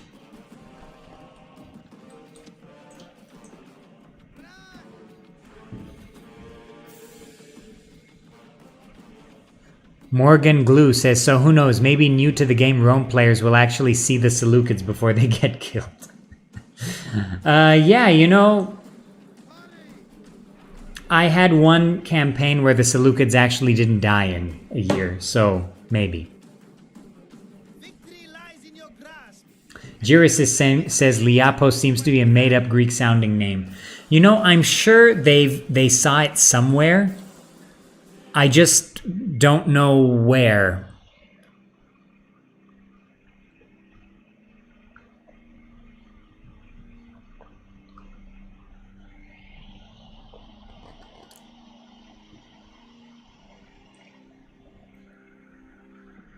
Mihai says, I have an off-topic question. Do you believe the theory saying that the Latin language is actually derived from the Thraco-Dacian language and not the other way around? I don't know. I don't know enough about Latin to say one way or the other. I don't have infantry in this army, but that's fine. Okay, spy, keep moving towards Egypt.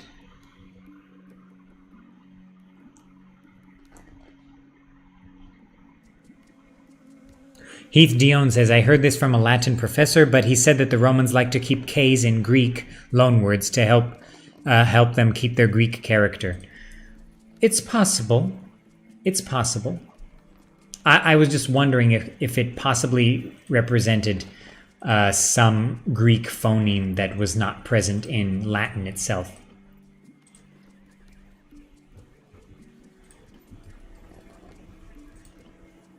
Okay. Like, I actually think Sumerian had unaspirated consonants as well, but that's just my personal theory. Because a lot of the Sumerian words that the Akkadians say is pronounced g, when they are loaned into Akkadian from Sumerian, they actually write them with a K, with an aspirated K. So I have a feeling like there's something going on there with the aspiration and they're getting confused. And of course, sometimes you see them with a G instead. Okay, so let's keep going.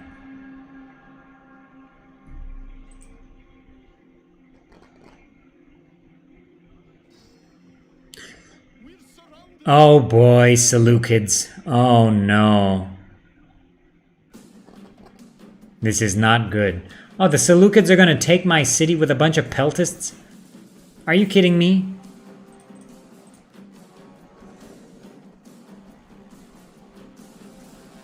This is not good.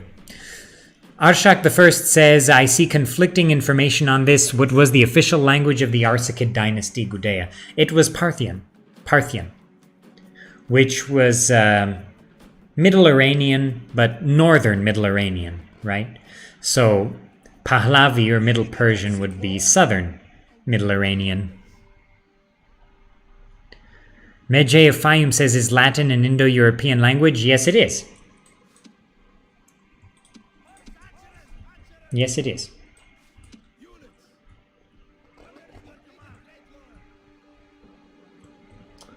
Oh, this city is so big. Can't get my guys to go around. Okay.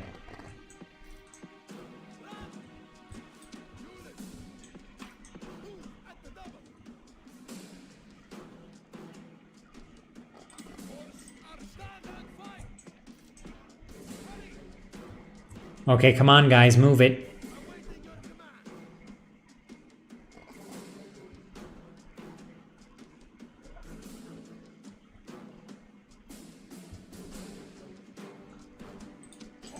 What are you doing? Like I said, pathfinding near settlements is a just... Okay, okay. There we go. There we go. It's better than the original. It is. But it's still very finicky. And on gateways, it's a little better, but it's still finicky.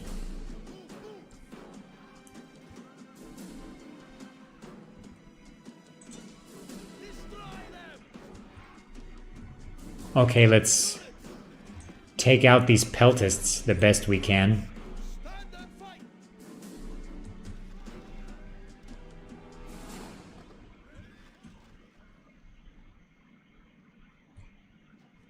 I wish my guard tower could just destroy this ram.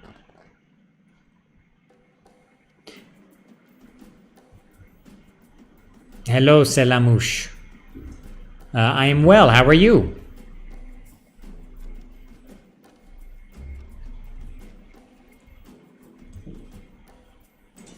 Your grandpa said protect the gates, you small bean, while you were playing Rome Total War? Can we destroy this ram? Break it. Can you break it? How? I've never actually been in a position to do that. Oh, that's not good. This is not good. This is not good. I was looking at the chat and I was distracted. This is not good.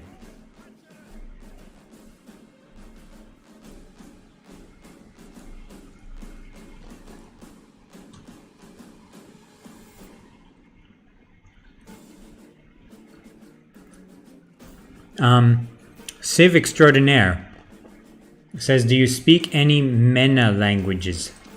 No. Okay, come on guys, get out of there.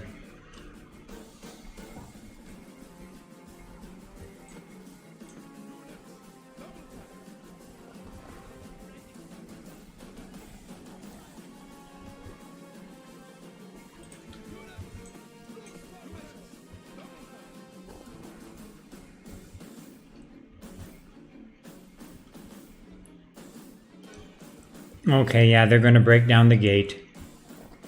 Oh, they have some cavalry too. There's too many of them.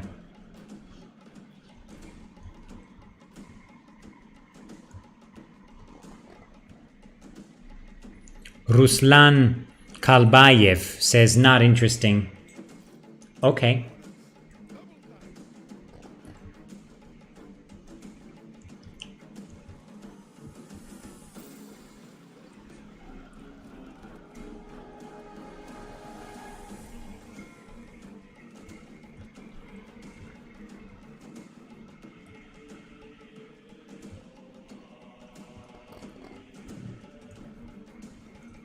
What is MENA? I don't know what that is.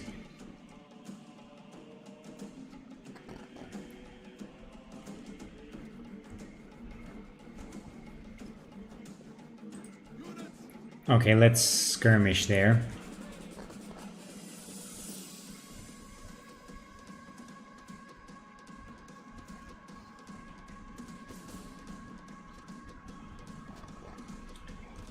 Yeah, I don't have enough arrows to beat these guys, but I can at least do a lot of damage.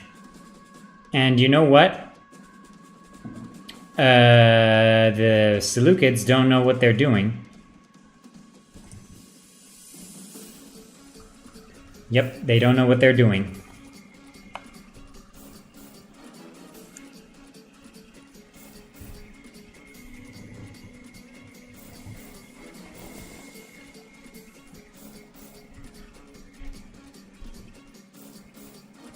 MENA is an English language acronym referring to the Middle East and North Africa. Well, I guess Armenian. Is that a part of that? Is that a linguistic designation?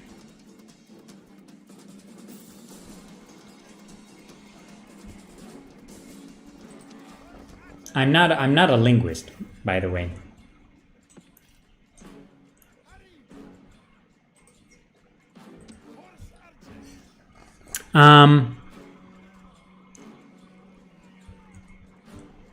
When defending, you should be given more ammo. That would be nice. That would be really nice.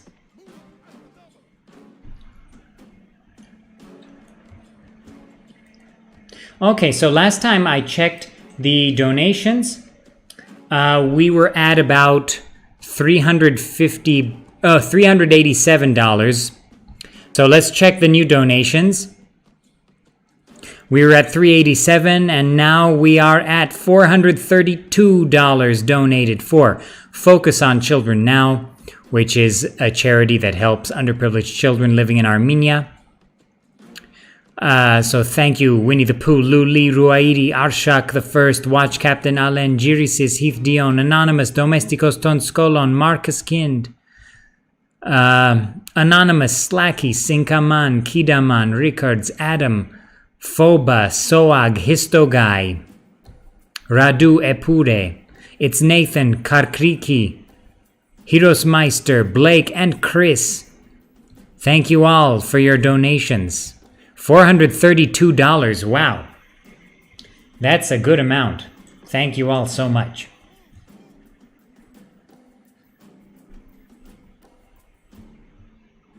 I don't want to make their militia cav too angry here.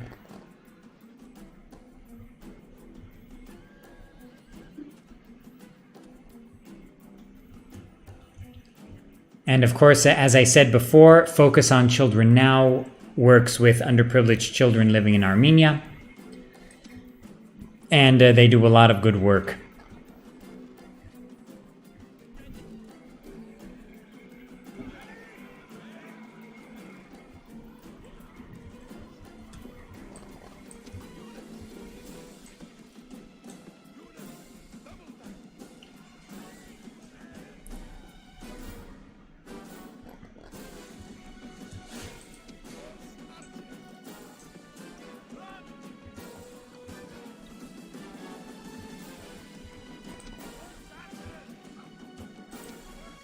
So, was everyone able to see my review of Rome Remastered?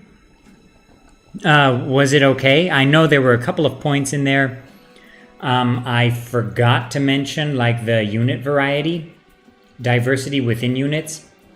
That was added in the remaster.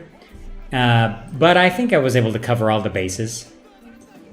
The main things. Okay, so this guy's out of ammo.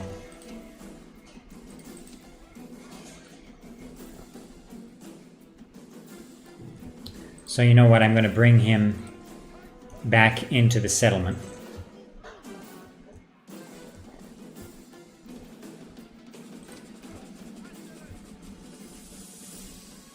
Yes, Iranian is Indo-European, yes. Okay, these guys are out of ammo too. Get out of here, please. Get out. I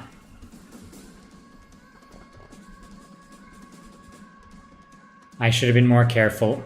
Hopefully, I didn't accidentally activate the enemy AI there that is sleeping.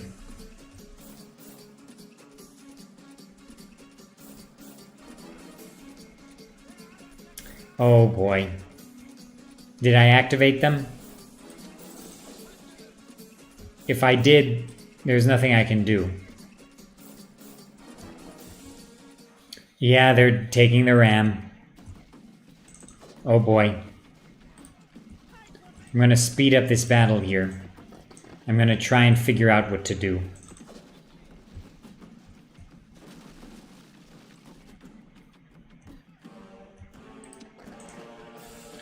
Yeah, I'm out of ammo.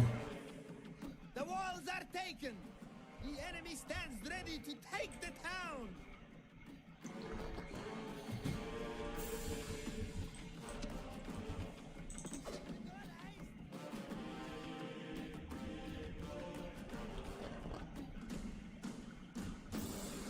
Okay.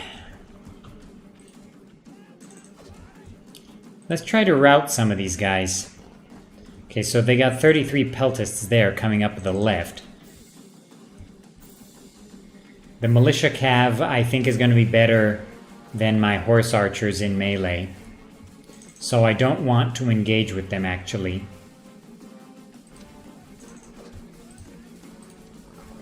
Yeah, I lost the gateway.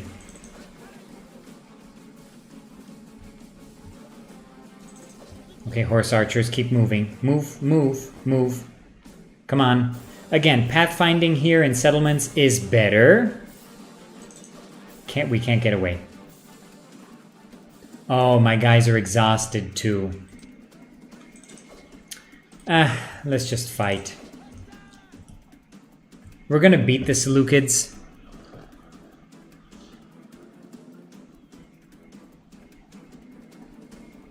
Yeah. My guys were exhausted. It's okay. Oh, we routed those peltists. So that's good.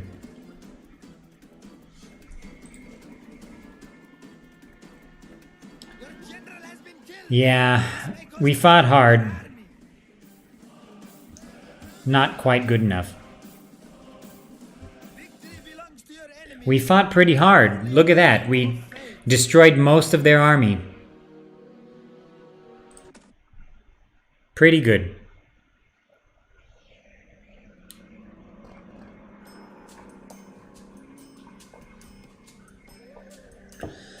Alright, so to feel better after this defeat,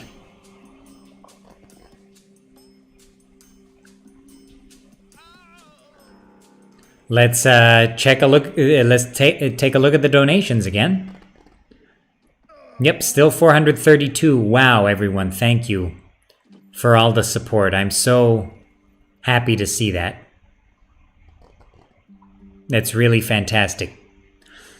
It's really an amazing community, I have to say.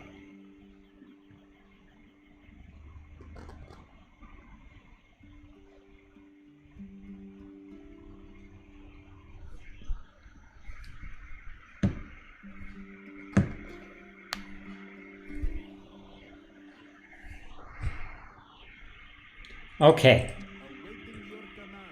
So, Pontus is my ally. The Seleucids are not happy with me. They're at war with me. I'm going to check on what the Egyptians are doing. It's really silly for the Seleucids to have attacked me. Really silly. But on the bright side, my captain here in Dumatha is going to crush the remnant of the Parthians down south. And I've got my king. My king is ready to lead an army in Armenia, near Artaxata. And our other general, Liapos of Arsamosata, has 3 command stars already, and I want to make a nice army for him in our Sakia, so that's what I'm going to do. So what should I construct in our Sakia? Let's go for practice range. And in Fraspa, let's go for barracks.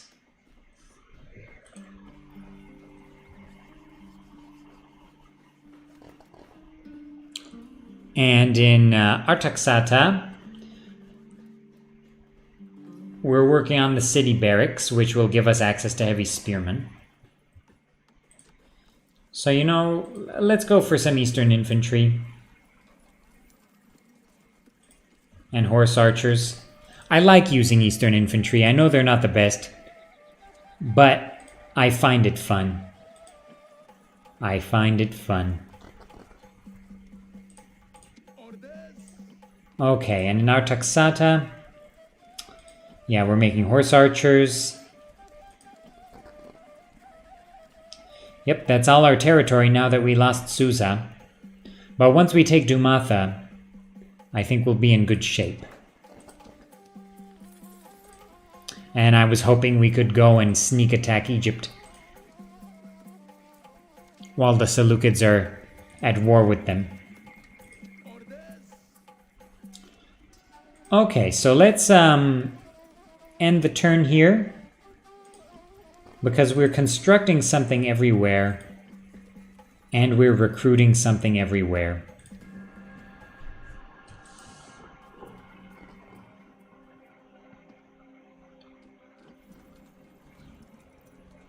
Welcome back, Zork. Virtarian says, "Hey Gudea, just finished the review. Can't wait to play tomorrow. Keep up the good work." Well, thank you. Thank you. Much appreciated.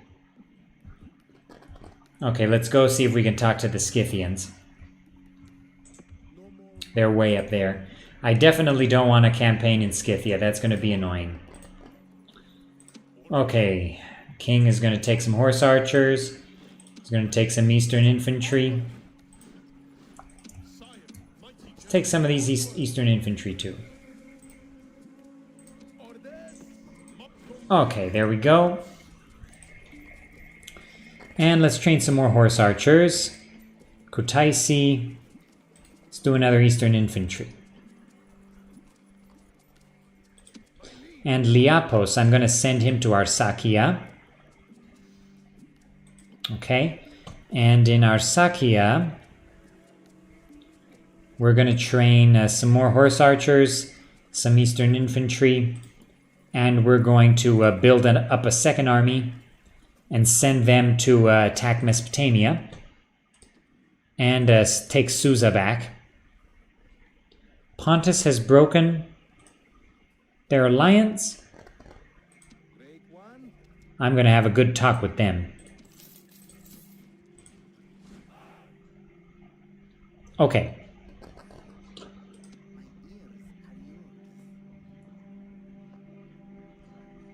Karkriki says, have you ever studied any Greek plays? I've just had to do Medea and the Persians. You know, not really. That's something I never really did. I didn't really study the Greek plays. Yeah.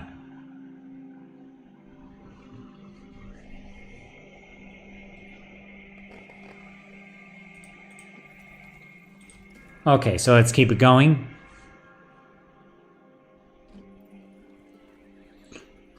Hello, Happy Compy Total Wars. So, no, you haven't missed it. Check the link in the description. There's a link in the description to donate through Streamlabs charity.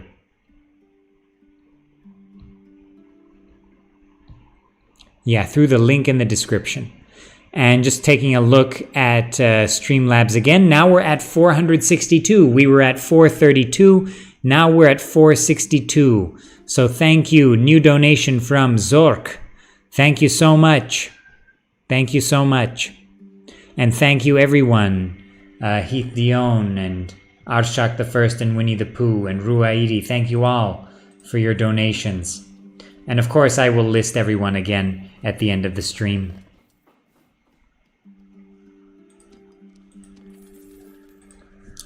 Okay, so luckily we were able to use the money from Susa to really build up our home provinces here. So in Fraspa, let's go for communal farming, increase our income and population growth. In Kutaisi, let's go for, let's go for stables so we can train horse archers. And, okay, we got some more horse archers. Let's join the king. More Eastern infantry, join the king. Okay, now the king's army is not very good. But next turn I'll be able to make some more, some heavy spearmen. So that is going to be good. Okay, Liapos. You're going to take this infantry and horse archers. And should we move towards Susa now? Not just yet. I'm going to give you a few more units before you leave. Just a couple more units. Okay, let's keep it going. I was going to talk to Pontus. I forgot about that.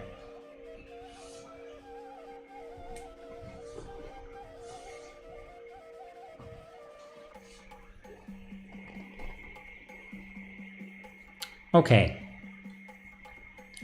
So spy, let's check on what's going on here up in the north. So the Seleucids still have control of Damascus, and it seems like the Seleucids actually have Antioch as well. So this war between Egypt and the Seleucids has not gone either way yet, it seems, which is interesting. Usually it goes Egypt's way quite quickly. Okay, so let's end the turn.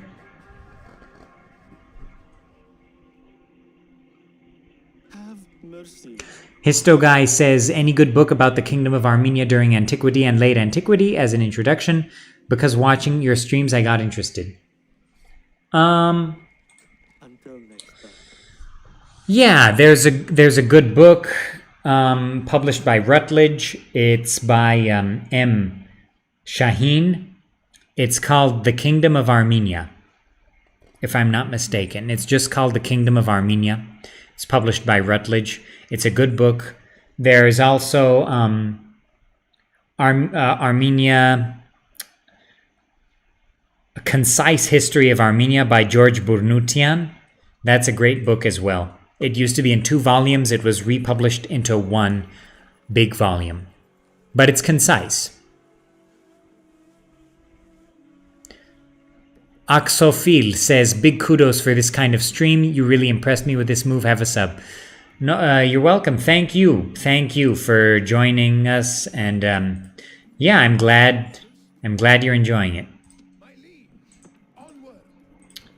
Okay, let's join the king there. All right, so the king has a good half stack. So I'm going to send him down here. I'm going to build a watchtower, and then I'll send him to attack Hatra.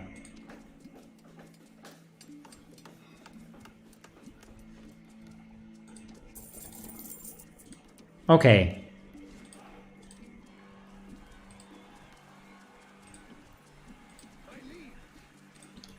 So let's give these horse archers to Liapos. Liapos, I'd say, needs another unit of horse archers. Definitely. Oh, Dumatha's ours. I didn't even notice. Okay. I was busy. Okay. So let's, I guess, construct barracks in Dumatha so that I can actually make some Eastern infantry as a garrison. So let's take these troops and let's attack these rebels. So they have archers and Eastern infantry. Let's get them.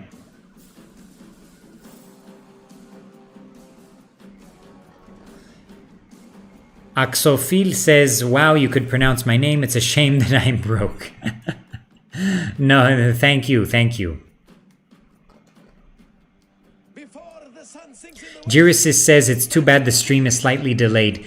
Yeah, you know, it's because I'm running this also on Wi-Fi, and my laptop that I'm running this on does not have the best Wi-Fi card. So that's why I can't exploit my pretty good internet to the fullest. So my internet is actually pretty good, but my Wi-Fi card is a bit lackluster. It's one of those Intel 3000 series 1x1 dual band Wi-Fi card. So it's good that it's dual band, but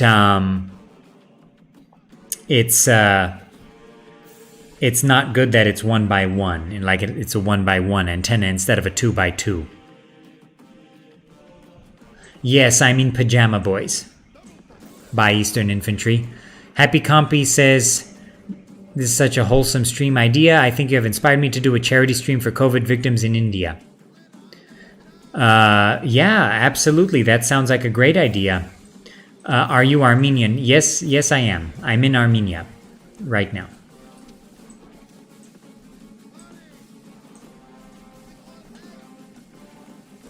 Heath Dion, it was good to see you on the stream, and thank you for your donation, and thank you for being a channel member. Of course, if anyone wants to support the channel, there's also, I believe, a link in the description to become a channel member. That lets you help the channel, and it also gives you access to hot seats that we do together with the community, me, myself, and Danny Alex, the hot seat master, on Discord.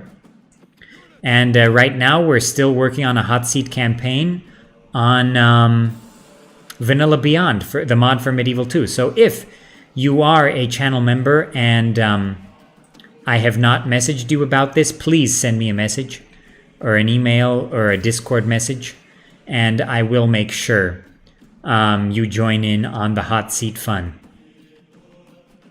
But yeah. This general is the perfect enemy. He does not stand but runs away. Zork says, I wish I was in Armenia, dude. I'm craving lahmacun so much. No such things where I live. There's no lahmacun where you live? Where's that? Mihai says, do you like football? I'm American. I like baseball. I'm not a big soccer fan. But I do know who that is. Henrich Mkhitaryan.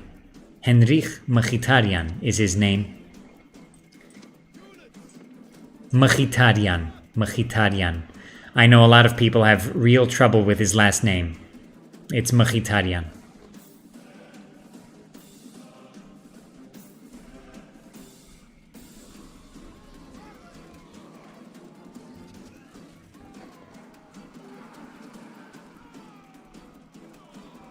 If you're not, Westhoff says, if you're not fighting in pajamas, are you really fighting? You know, that's a question everyone needs to ask at some point. Go Giants! Winnie the Pooh. Go Giants. Histo Guy says, also I started to read Faustus of Byzantium in English translation. Yes, there is actually a free English translation available online of Faustus of Byzantium. An awesome work, definitely. Dan Garagosian says, soccer vai ara. You know, where I come from, soccer in Armenian is called a votnagandak. Sorry about that.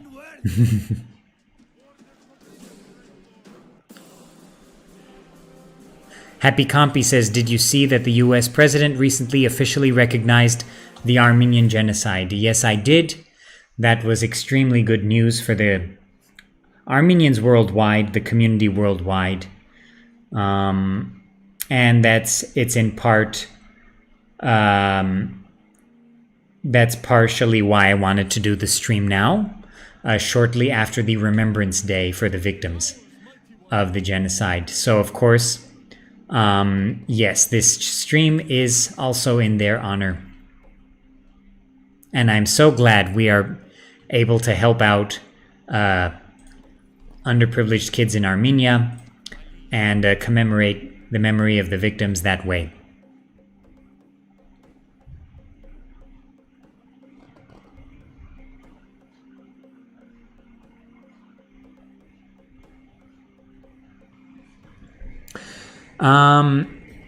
Yaroslav says, do you feel difference in gameplay with the original Rome Total War?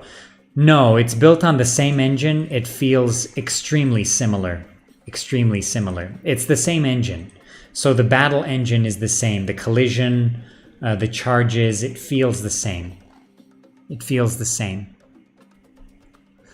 The Medjay of Fayum says Vortnaganduk is what you called soccer. So it's, well, in Western Armenian, you would say Votnakantag. Votk is foot, and Kantag is ball, or Gandak Kantag.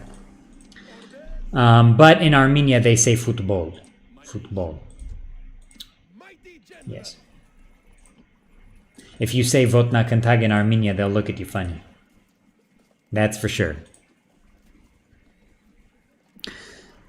Travis, so the donation, the link for donations is in the description. So Travis, we have already donated, everyone has donated $462 so far. Thank you all. Now let's refresh the page and see how much it is now. And $507 from 462 to 507. Thank you all so much. So let's see who are the new donors. Anonymous. Thank you so much. Ruairi. Thank you so much. John Boruta. Thank you so much for your donation. Blake. Foba. Thank you everyone for your donations. Again, I'll list all the donations again. Oh, 507 now. That's great. $507 raised for children in Armenia. Thank you so much.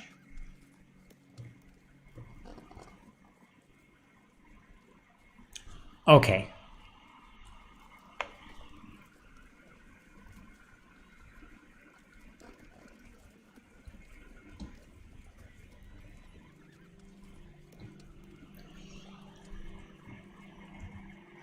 So actually, in Armenia, the word getna khanzor, earth apple, means it's not potato, but it's something similar to a potato. It's another root. It's called Jerusalem artichoke in English. If you look up Jerusalem artichoke, you'll find that in Eastern Armenian, it's getna khanzor. In Western Armenian, ketna khanzor, the same word, is potato.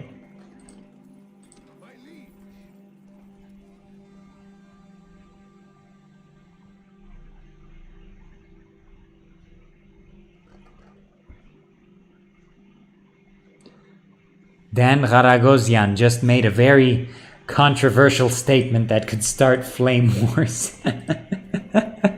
Western Armenian sounds prettier than Eastern to me. That's how flame wars get started. The Armenian community.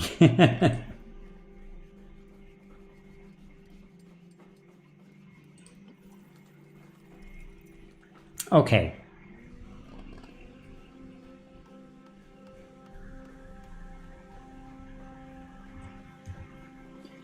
Hello, Irish Cream. Good to see you.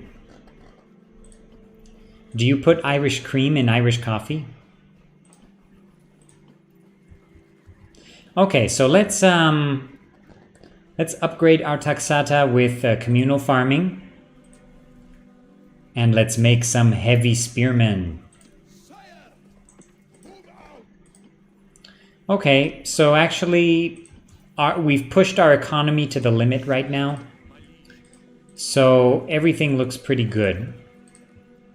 Let's keep it going.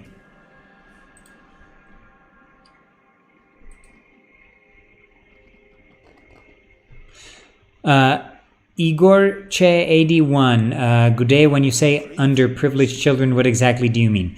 Like kids in bad situations, difficult situations, is what I mean.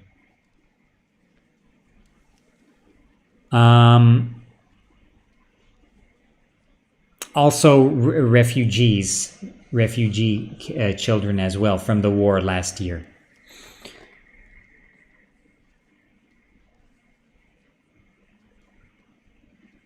Zork is correct. So Batuhan, like Bat in Armenian, means wall, and Hanel means to remove. Okay, so will they ally with me? No. Okay. But did they give me map information? They did. Awesome. Okay, so Scythia has not done anything. That's great. They haven't even taken the Bosporus.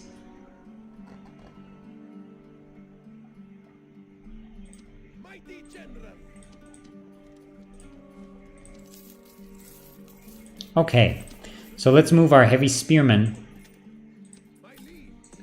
to join the king. And now let's send the king to Hatra, because I can't recruit too much anymore.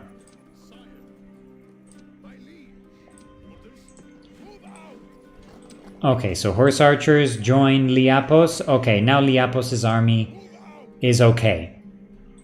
So I'm going to send Liapos to Susa. I'm sending my Dumatha army north to Seleucia. We're going to pincer the Seleucid Mesopotamia there, while the Seleucids have to fight Egypt, and I think Egypt is going to take Antioch.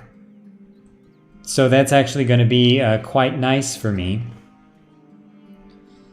I'm going to move our spy down here to Southern Asia Minor here just to check on... Oh, so the Seleucids have a horrible army in Kilikia. Militia hoplites, Greek cavalry. At least they have a couple of Greek cavalry, which is not great, but more than militia cav. So in Kutaisi...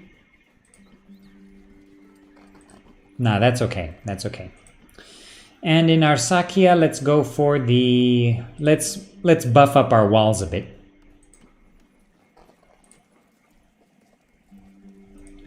Okay, so I think we have a good strategy here against the Seleucids right now.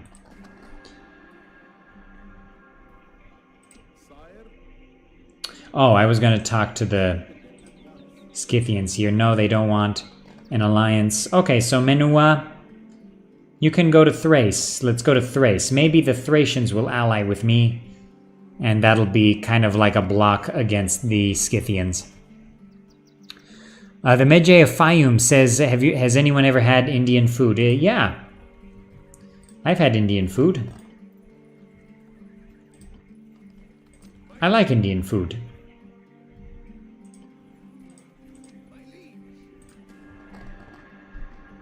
Think very carefully before you reply.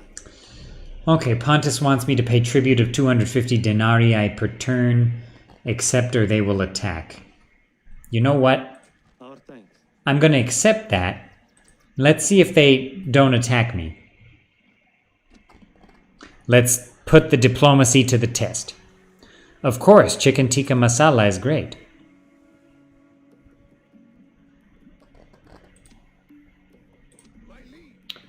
Okay, King Rusa.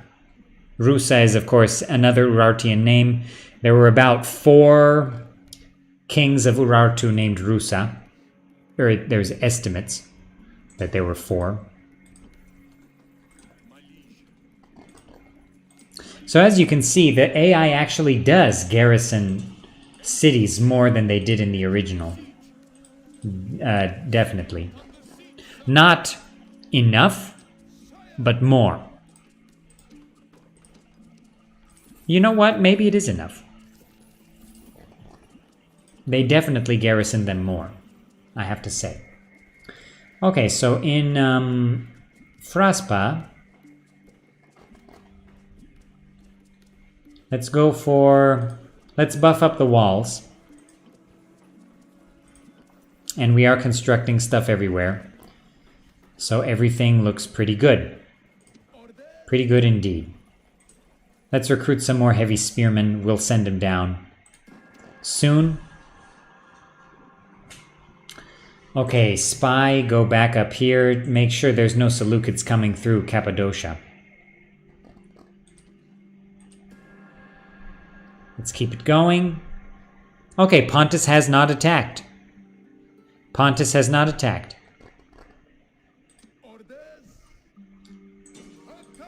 Okay, Rusa. Move towards Hatra. Yeah, Hatra only has 4 units garrisoning it. However, the Seleucids do have some armies wandering around here, so we have to be careful. So you know what? I'll move my spy down here. Just to keep an eye on what the Seleucids have moving in Syria. It seems like they only have that army in Kilikia.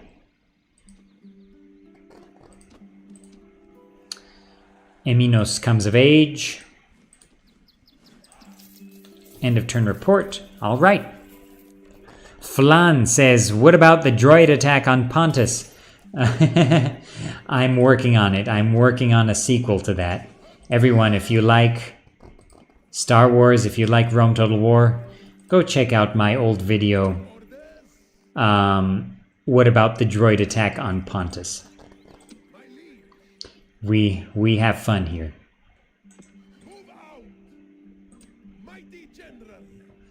Okay, Rusa, you're gonna go there.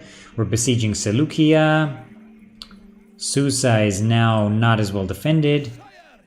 So you know what? I think this is gonna be a very nice campaign here. So let's keep it going. Karkriki, thank you for your donation. And thank you for being here for the stream. Thank you.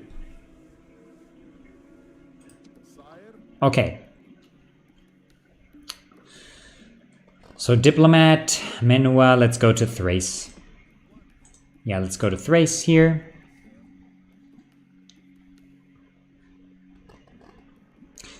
Another happy landing. Yes.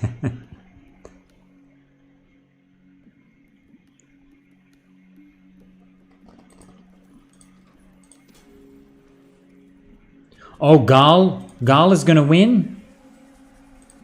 Oh no. That's not good. Let's check on what Gaul is doing.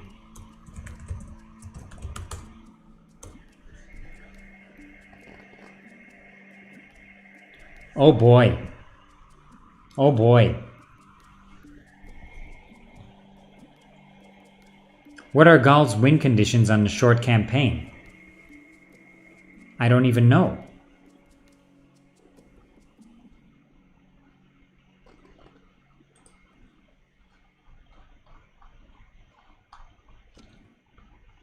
Yeah, Gaul is doing quite well. Wow, I wish the Gaul start position was not so big. At least the Julii control Sardinia, so they won't get destroyed by Gaul, unless the Gauls invade navally, which is possible. Carthage still controls Lilybaeum and Palma, so they're not doing that badly. Huh, interesting campaign we got going here.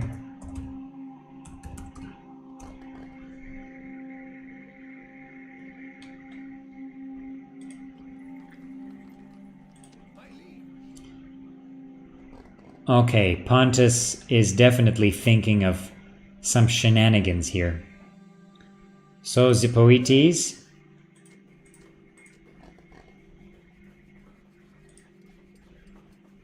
We can't make a watchtower? I guess he needs some more troops. Okay, Zipoites. Let's go back to Artaxata. Let's make some... You know what I need? I need a practice range, and then I need a archery range. I need to make some archers.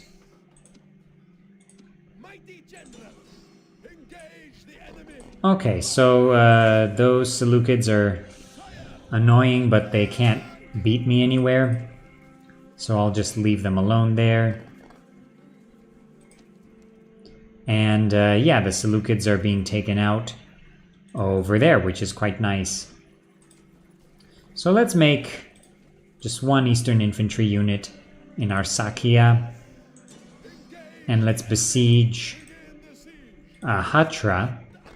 So the Seleucids have a ton of militia hoplites, so I don't really want to assault. I don't have the ability to assault right now. Where's my merchant? Where's my merchant? He must be dead. Oh well. Okay, so let's... Oh, Seleucid army is headed toward Dumatha. That's not good. I can't defend it. Okay, it's okay. Dumatha is not important. Dear friend. Egypt wants an alliance? Done. We're under siege. I should have done that sooner.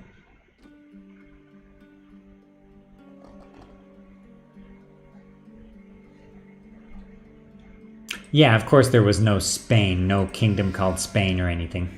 But I mean, there was no kingdom called Gaul, right? It's just Rome Total War shenanigans. Vanilla Rome Total War shenanigans. Okay, Dumatha besieged, but I don't care that much. If they want to expend forces there, they can be my guest. Giant Seleucid army is over there. I wonder if I could beat them. I'm honestly not sure. I need some more horse archers. When you're nervous, just build horse archers. Or recruit. You know, I played a lot of Civ, and I also played a lot of Command and Conquer back in the day. So I'm always building units.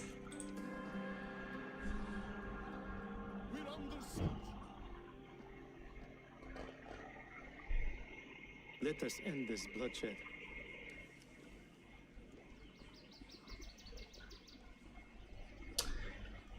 Okay, Parthia still wants Fraspa, even though they've been kicked out of the Middle East completely. Okay, Pontus. Let's get ready to rumble. So now is a good time to check the charity. Right now, the donations. So we had $507 donated before for kids in Armenia. Now we've got 537. Wow, thank you so much. Who donated here? Where's the new donation? It doesn't really tell me the timeline. Thank you, John Boruta. Thank you, Anonymous. Thank you, James. Thank you very much. Thank you, Histo Guy. Thank you, another Anonymous. And thank you, everyone. Thank you, Happy Compy, for your donation. Thank you, everyone, for your help. $537 raised for children in Armenia. Wow. What an amazing community, I have to say. Thank you all so much.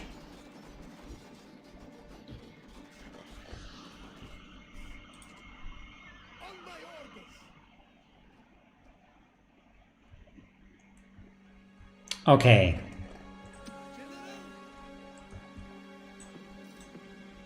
So let's take a look at the Heavy Spearmen. Heavy Spearmen are one of the best looking units with realistic colors. Definitely. Very nice looking.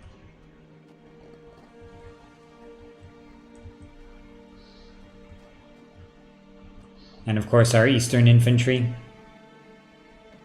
Their pajamas. And our Eastern General. Looking good as well. So let's do this. Let's start skirmishing with Pontus. Reinforcements, as if numbers mattered. Let's crush them before they even reach our battle line. Let's go. Pontus just has some pajama boys and Hillman. Again, all the Eastern units in Rome 1 have Aracosian headgear. If you look up Aracosian in the Behistun inscription with the depiction of the... No, why are you skirmishing that way? Why would you even?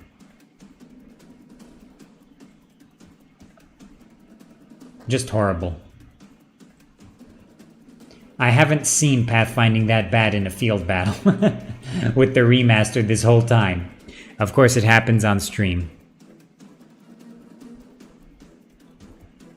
Kedov reporting, yes. You know, my first Command and Conquer game was Tiberian Sun. I really hope they remaster that. I'd be so excited.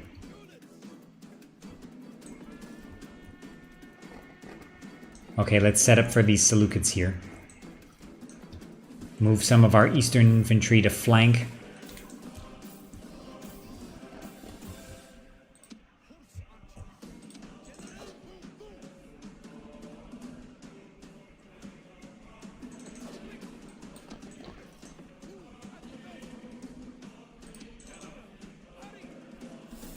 Okay, those Hillmen are routing. Very good.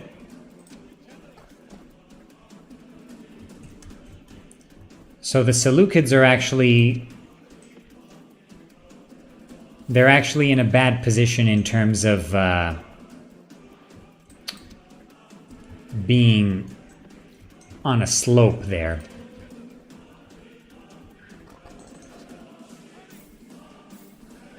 Horse archers, you keep working on those guys. Eastern general, I'm going to have to use my general liberally to defeat these guys here. I'm going to have to be very careful because I don't want my Eastern infantry to rout.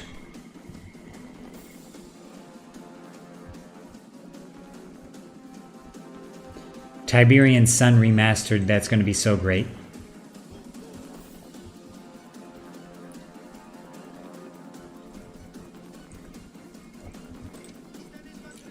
Okay, Eastern infantry, move in quickly.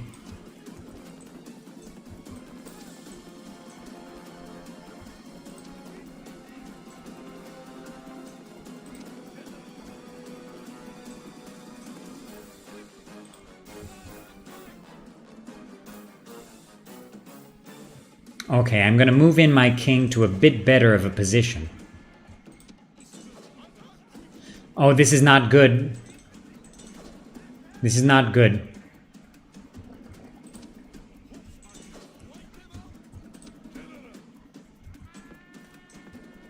Ah, I mismanaged this. I mismanaged this.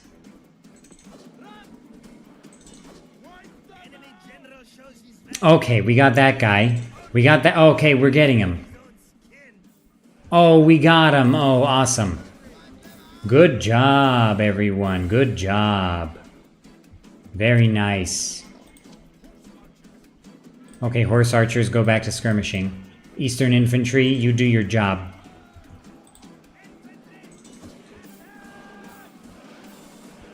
Rout, militia hoplites. Yeah, too many pajama boys for you. You shirtless fools. You're not wearing your pajamas.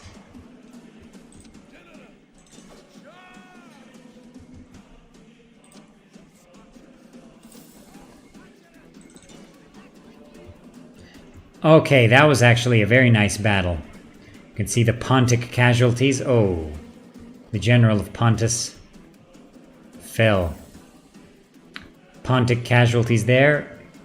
Seleucid casualties on the hillside. A lot more Seleucid shirtless guys than pajama boys.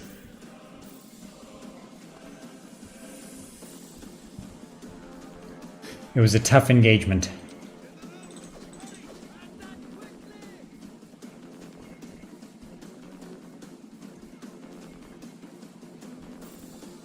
Zork is correct. Zork is correct. Victory is yours, and no one can argue that it is not both well-deserved and worthy. Okay, so our general was effective. Everyone was effective. Very nice battle. Our general got a lot of casualties inflicted, as did our horse archers. So yeah, the enemy militia hoplites, basically the Greek Eastern infantry.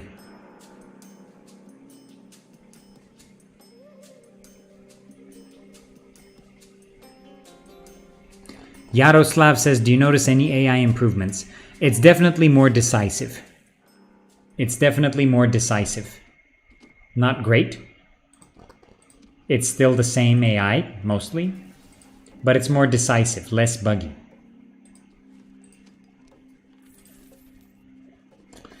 Okay, so Pontus... Oh, Egypt broke their alliance with me. Why? The nerve of some people, as Patrick Starr says. Oh no, Pontus is besieging Kutaisi.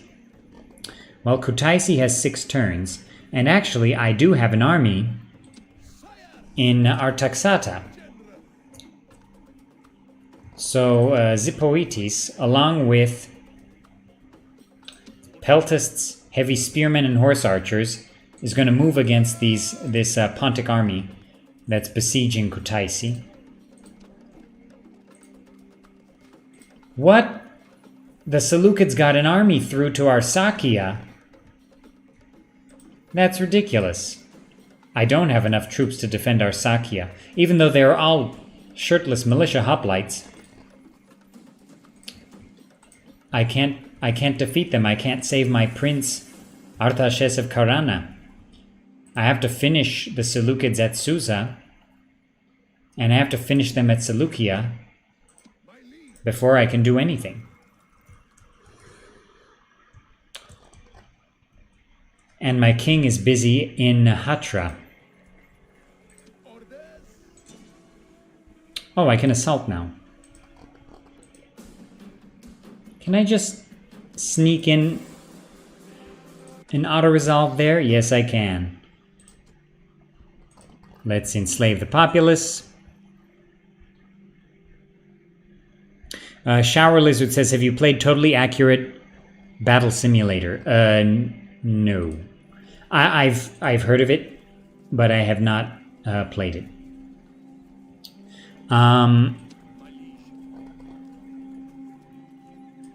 Sleman Hussein says, love children of Armenia from Palestine. Thank you. Thank you for joining the stream.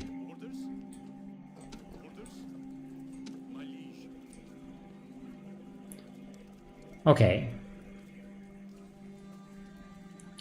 So our army in Hatra is pretty good. So you know what? I'm going to move this army. I have to move the king back. But I don't want to. Here's what I want to do.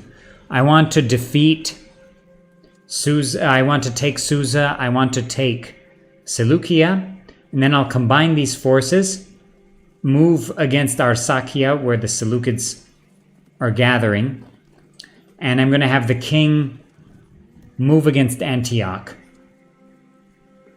But you know what? It might be more prudent to go after Pontus. The traitorous Pontus. This is an interesting game. In my test campaigns as Armenia, things went totally differently, actually. Let's destroy this shrine. Yep. Let's repair the palisade, and let's go for a shrine to Aramazd. Okay. Now everything looks not great. Not great. I can't leave behind too many forces to defend Hatra. So I'm gonna send my king. Should I send my king to Arsacia? I think I have to. I might lose Hatra in the process, but I will have destroyed this major Seleucid army. So you know what? Here's what I'm going to do. What's the army in Antioch here? Okay, they've got Phalanx pikemen, Levy pikemen, Greek cavalry. Where's my spy?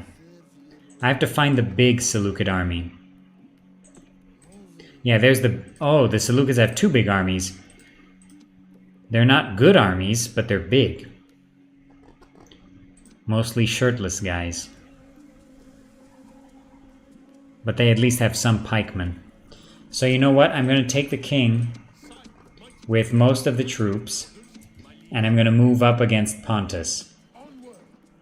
Because Pontus has annoyed me for the first time, for the last time. In the words of Dark Helmet. Okay, let's keep it going. Dan Garagosian says, gotta go. Thank you for the stream. You are awesome. Shnoragalutyun yerekhanerin oknelu hamar. Thank you, Dan, for joining the stream. You're great.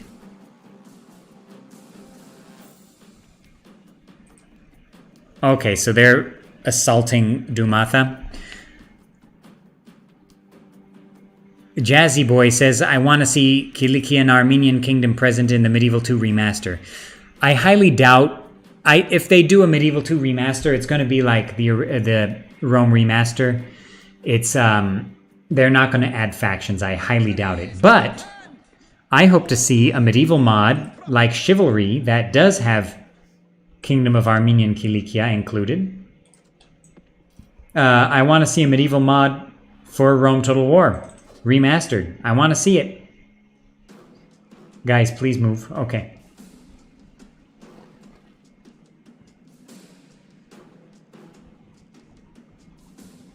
Imperator says it's not very realistic how armies will stand in front of walls being barraged.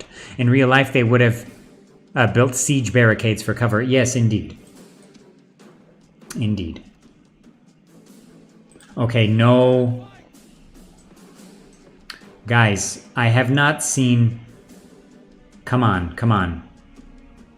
Don't get annoyed by the pathfinding. Okay, good, good, good. Okay. Zork, I actually did reply. I have replied.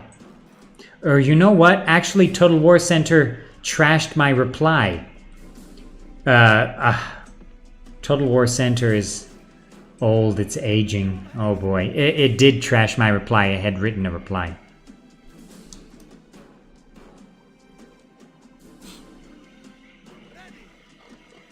Is there hope to add DLC to this game? I hope they add a multiplayer campaign, and I hope they add... You know, maybe they'll add a Blood DLC. Who knows? Who knows? The Seleucids advance on Dumatha.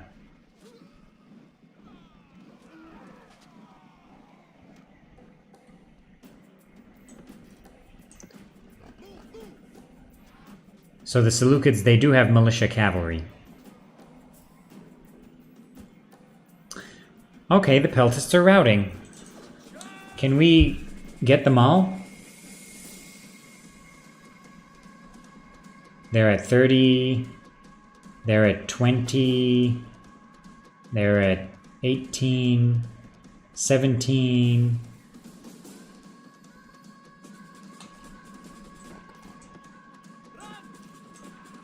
Okay, okay. Jazzy Boy says, I was a little disappointed when Kilikian Armenians aren't in stainless steel, but at least Broken Crescent have them. So, Chivalry Total War mod for the original Rome Total War includes Kilikia as a faction. Chivalry 2, the mod for Medieval 2, also includes them. So if you want to play as them, play Chivalry 1, Chivalry 2. I'm trying to think of another one. Those are the only ones I can think of.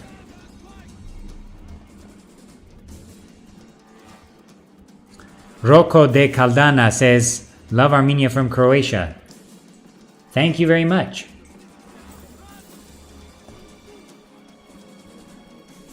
Histo Guy says there's a new version of Tsardoms. Can't wait to install it. Oh, I didn't know. I did talk about the Albania update, but I never got to do an Albania campaign on the channel. I was just too busy.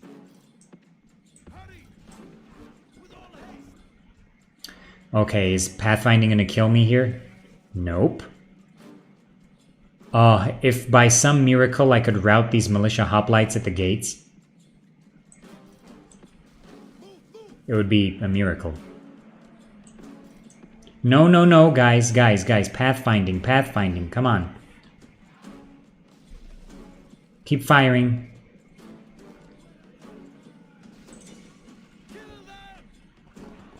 Adam says, I played as the Armenians in Broken Crescent. Two questions. Why were they in Kilikia? What was their relationship with Georgia? Okay, two very different questions. But two very big questions. So the Byzantine Empire slowly kind of carved up the Kingdom of Armenia, the medieval Kingdom of Armenia, in the 10th and 11th centuries AD. And they did this by having gifts of land from the Armenian nobles, and then they would give the Armenian nobles governorships within Asia Minor. So a lot of Armenian princes became governors in places like Kilikia, in Syria, in Cappadocia. And so that was why there were a lot of Armenians, nobles and their retinues, that had moved to Kilikia and Syria as well in the 11th century, especially. And in the late 11th century, a lot of these nobles were able to declare independence upon the defeat of the Byzantines at the Battle of Manzikert. And yeah, that's why eventually in the 12th, at the turn of the 13th century, at the end of the 12th century, you got the new medieval kingdom of Armenia, founded by the Rubinian dynasty, that was centered in Kilikia. But it was actually just called the Kingdom of Armenia. It was never called Kingdom of Kilikia. There was no such entity. It was called the Kingdom of Armenia. And people right now, they say Kilikia and Armenia just...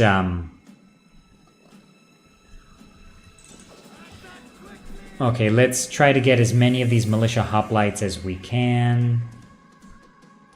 Charge the militia cav, they're charging me. Oh my goodness, this is not good.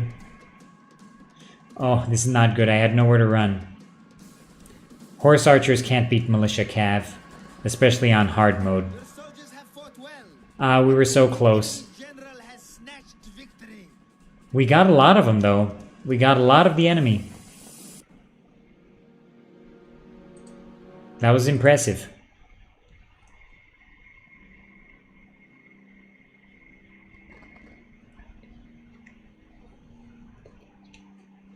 Oh, so I think that explains Kilikia.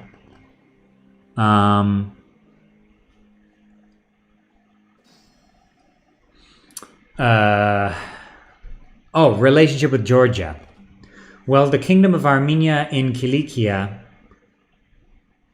they had some diplomatic relations with the Georgians. They were also good with the Mongols, just like how the Georgians were good with the Mongols. They were both good with the Mongols, so they both fought alongside the Mongols at battles like Ain Jalut.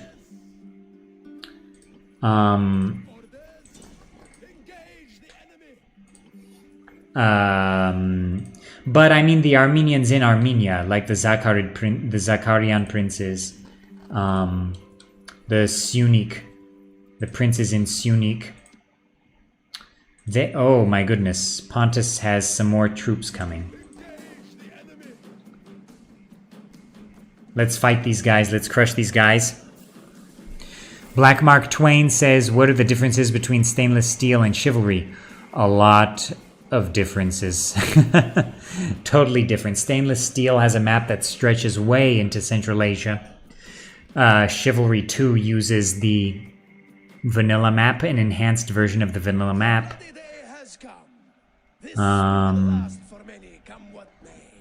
Our enemies Yeah. will fall today.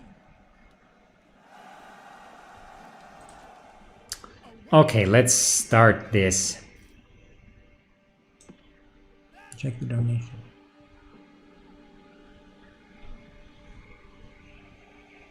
So let's quickly check the donations here. Reinforcements are here.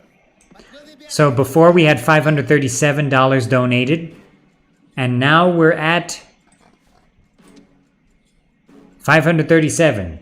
Still a great number. Still a great number. Thank you all for your donations.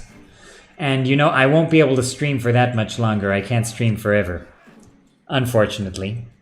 But this stream has been, you know, I'm gonna say, this is the best stream. One of the best streams we've ever had on the channel. What a great stream.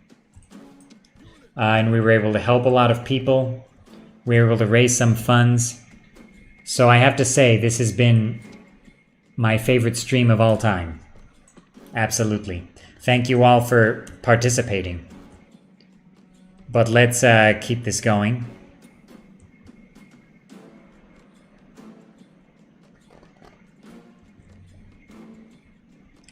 Juggler Not says, hey, good day. I'd like to donate to the Armenian Children's Cause. Is there any way I can PayPal you? Check the link in the description for the charity page. I think there's a way to pay with PayPal. But yeah, just check the link in the description. Let's move our heavy spearman. Heavy spearman looking good.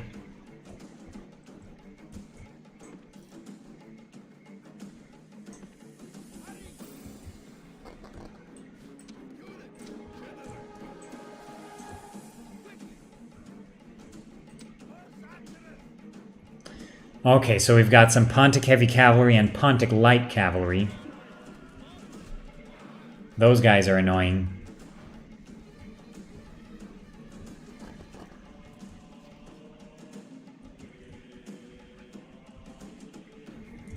Okay, they're going down.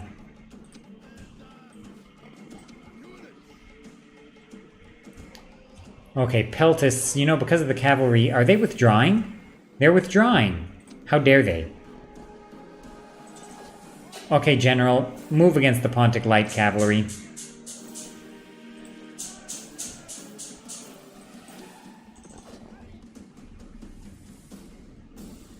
Ah, I didn't want that to happen. Oh, we routed them. Okay. cowards run? Well, at least we lifted the siege. Now I need some more time. Lou Lee says maybe a vanilla enhancement mod for Rome Remastered is in order. I'll have some news about modding soon. There are some mods in development. Or in the planning stages, but yeah, they're already planned in development. Okay, I've got to crush Pontus quickly because this second army, if they combine their troops, that's going to be really annoying.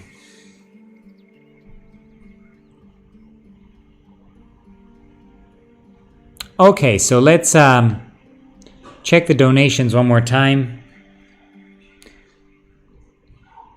567. Wow, $567. Thank you to Miertie for your donation. Who else here? Where are the new donations? Karkriki, thank you for your donation. Blaster, thank you for your donation. MK, thank you for your donation. Adam, thank you for your donation. Thank you everyone for your donations. $567, wow. That's amazing. Okay, so... Okay, one more turn of this, and I think I'll have to end the stream there. So, $567, wow. That's really amazing. Amazing stuff right there.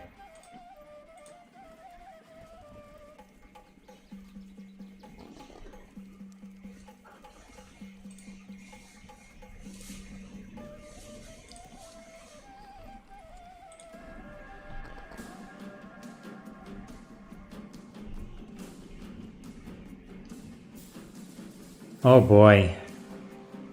I can't fight this, I'm too tired.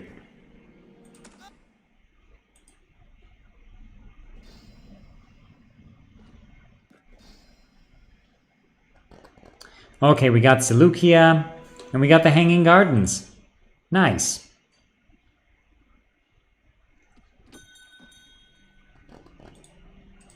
Very nice. So we lost our Sakia, but we got Seleucia. And we're going to get Susa soon as well. So that's very nice indeed. So let's lower the tax rate. Okay. Suitable husband? Yeah, he's a superior commander, he's a good defender, he's been in the wars, and he's only 16. And look at that hair. Alright.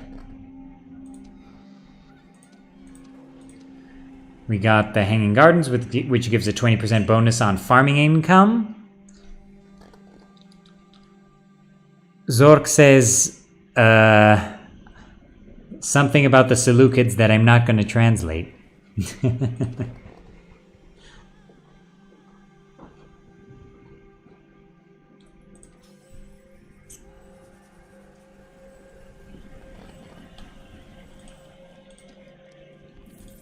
I wonder if the Seleucids were ever called that back in the day.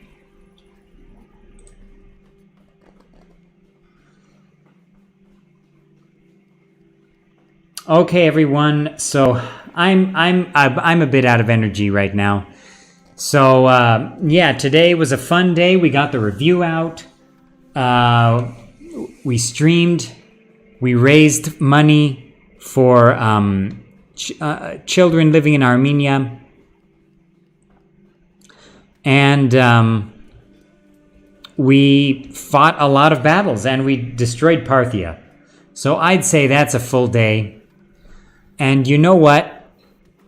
Since today's charity stream was so successful, and we are close to our goal, we're at $592 right now. Wow, $592. I'm going to thank everyone one by one right now.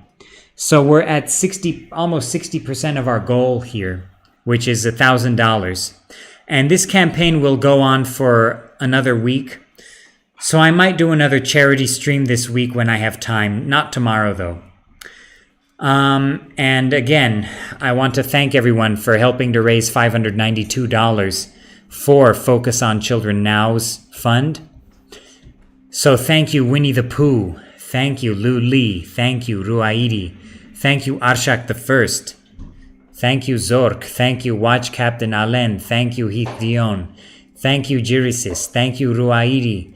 Thank you, Miertie.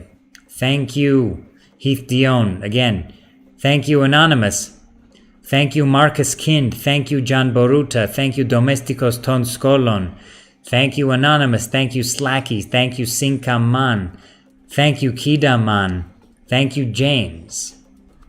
Thank you, Rickards. Thank you, MK. Thank you, Foba. Thank you, Anonymous. Thank you, Soag. Thank you, Adam. Thank you, Radu Epure. Thank you, Blaster 2187. Thank you, it's Nathan. Thank you, Histo Guy. Thank you, Karkriki. Thank you, Happy Compy. Thank you, Heroes Meister. Thank you, Blake. And thank you, Chris. Thank you, everyone, for your donations, no matter how small and no matter how large. Thank you all for helping to raise money for an important cause. And thank you to Streamlabs Charity for powering this charity stream, because it's such a nice platform and I use their software for streaming, and it really is a good software, Streamlabs OBS. So it's not the same as OBS Studio, it is Streamlabs OBS that I'm using. And again, thanks to them, Streamlabs Charity, for powering this charity stream. LTSGNIS says, I hear your Latin is very good. Are you Italian by any chance? Io non sono italiano.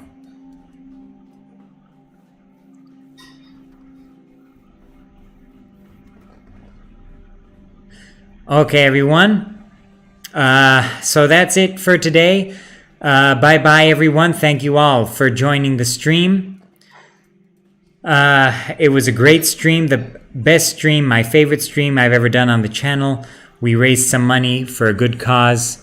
And again, thank you to everyone who donated. Thank you to everyone who participated in the stream, even if you couldn't donate.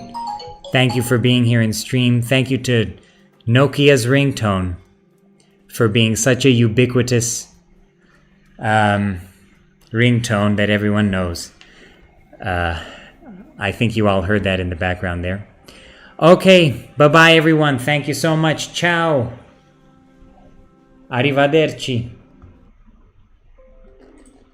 До свидания.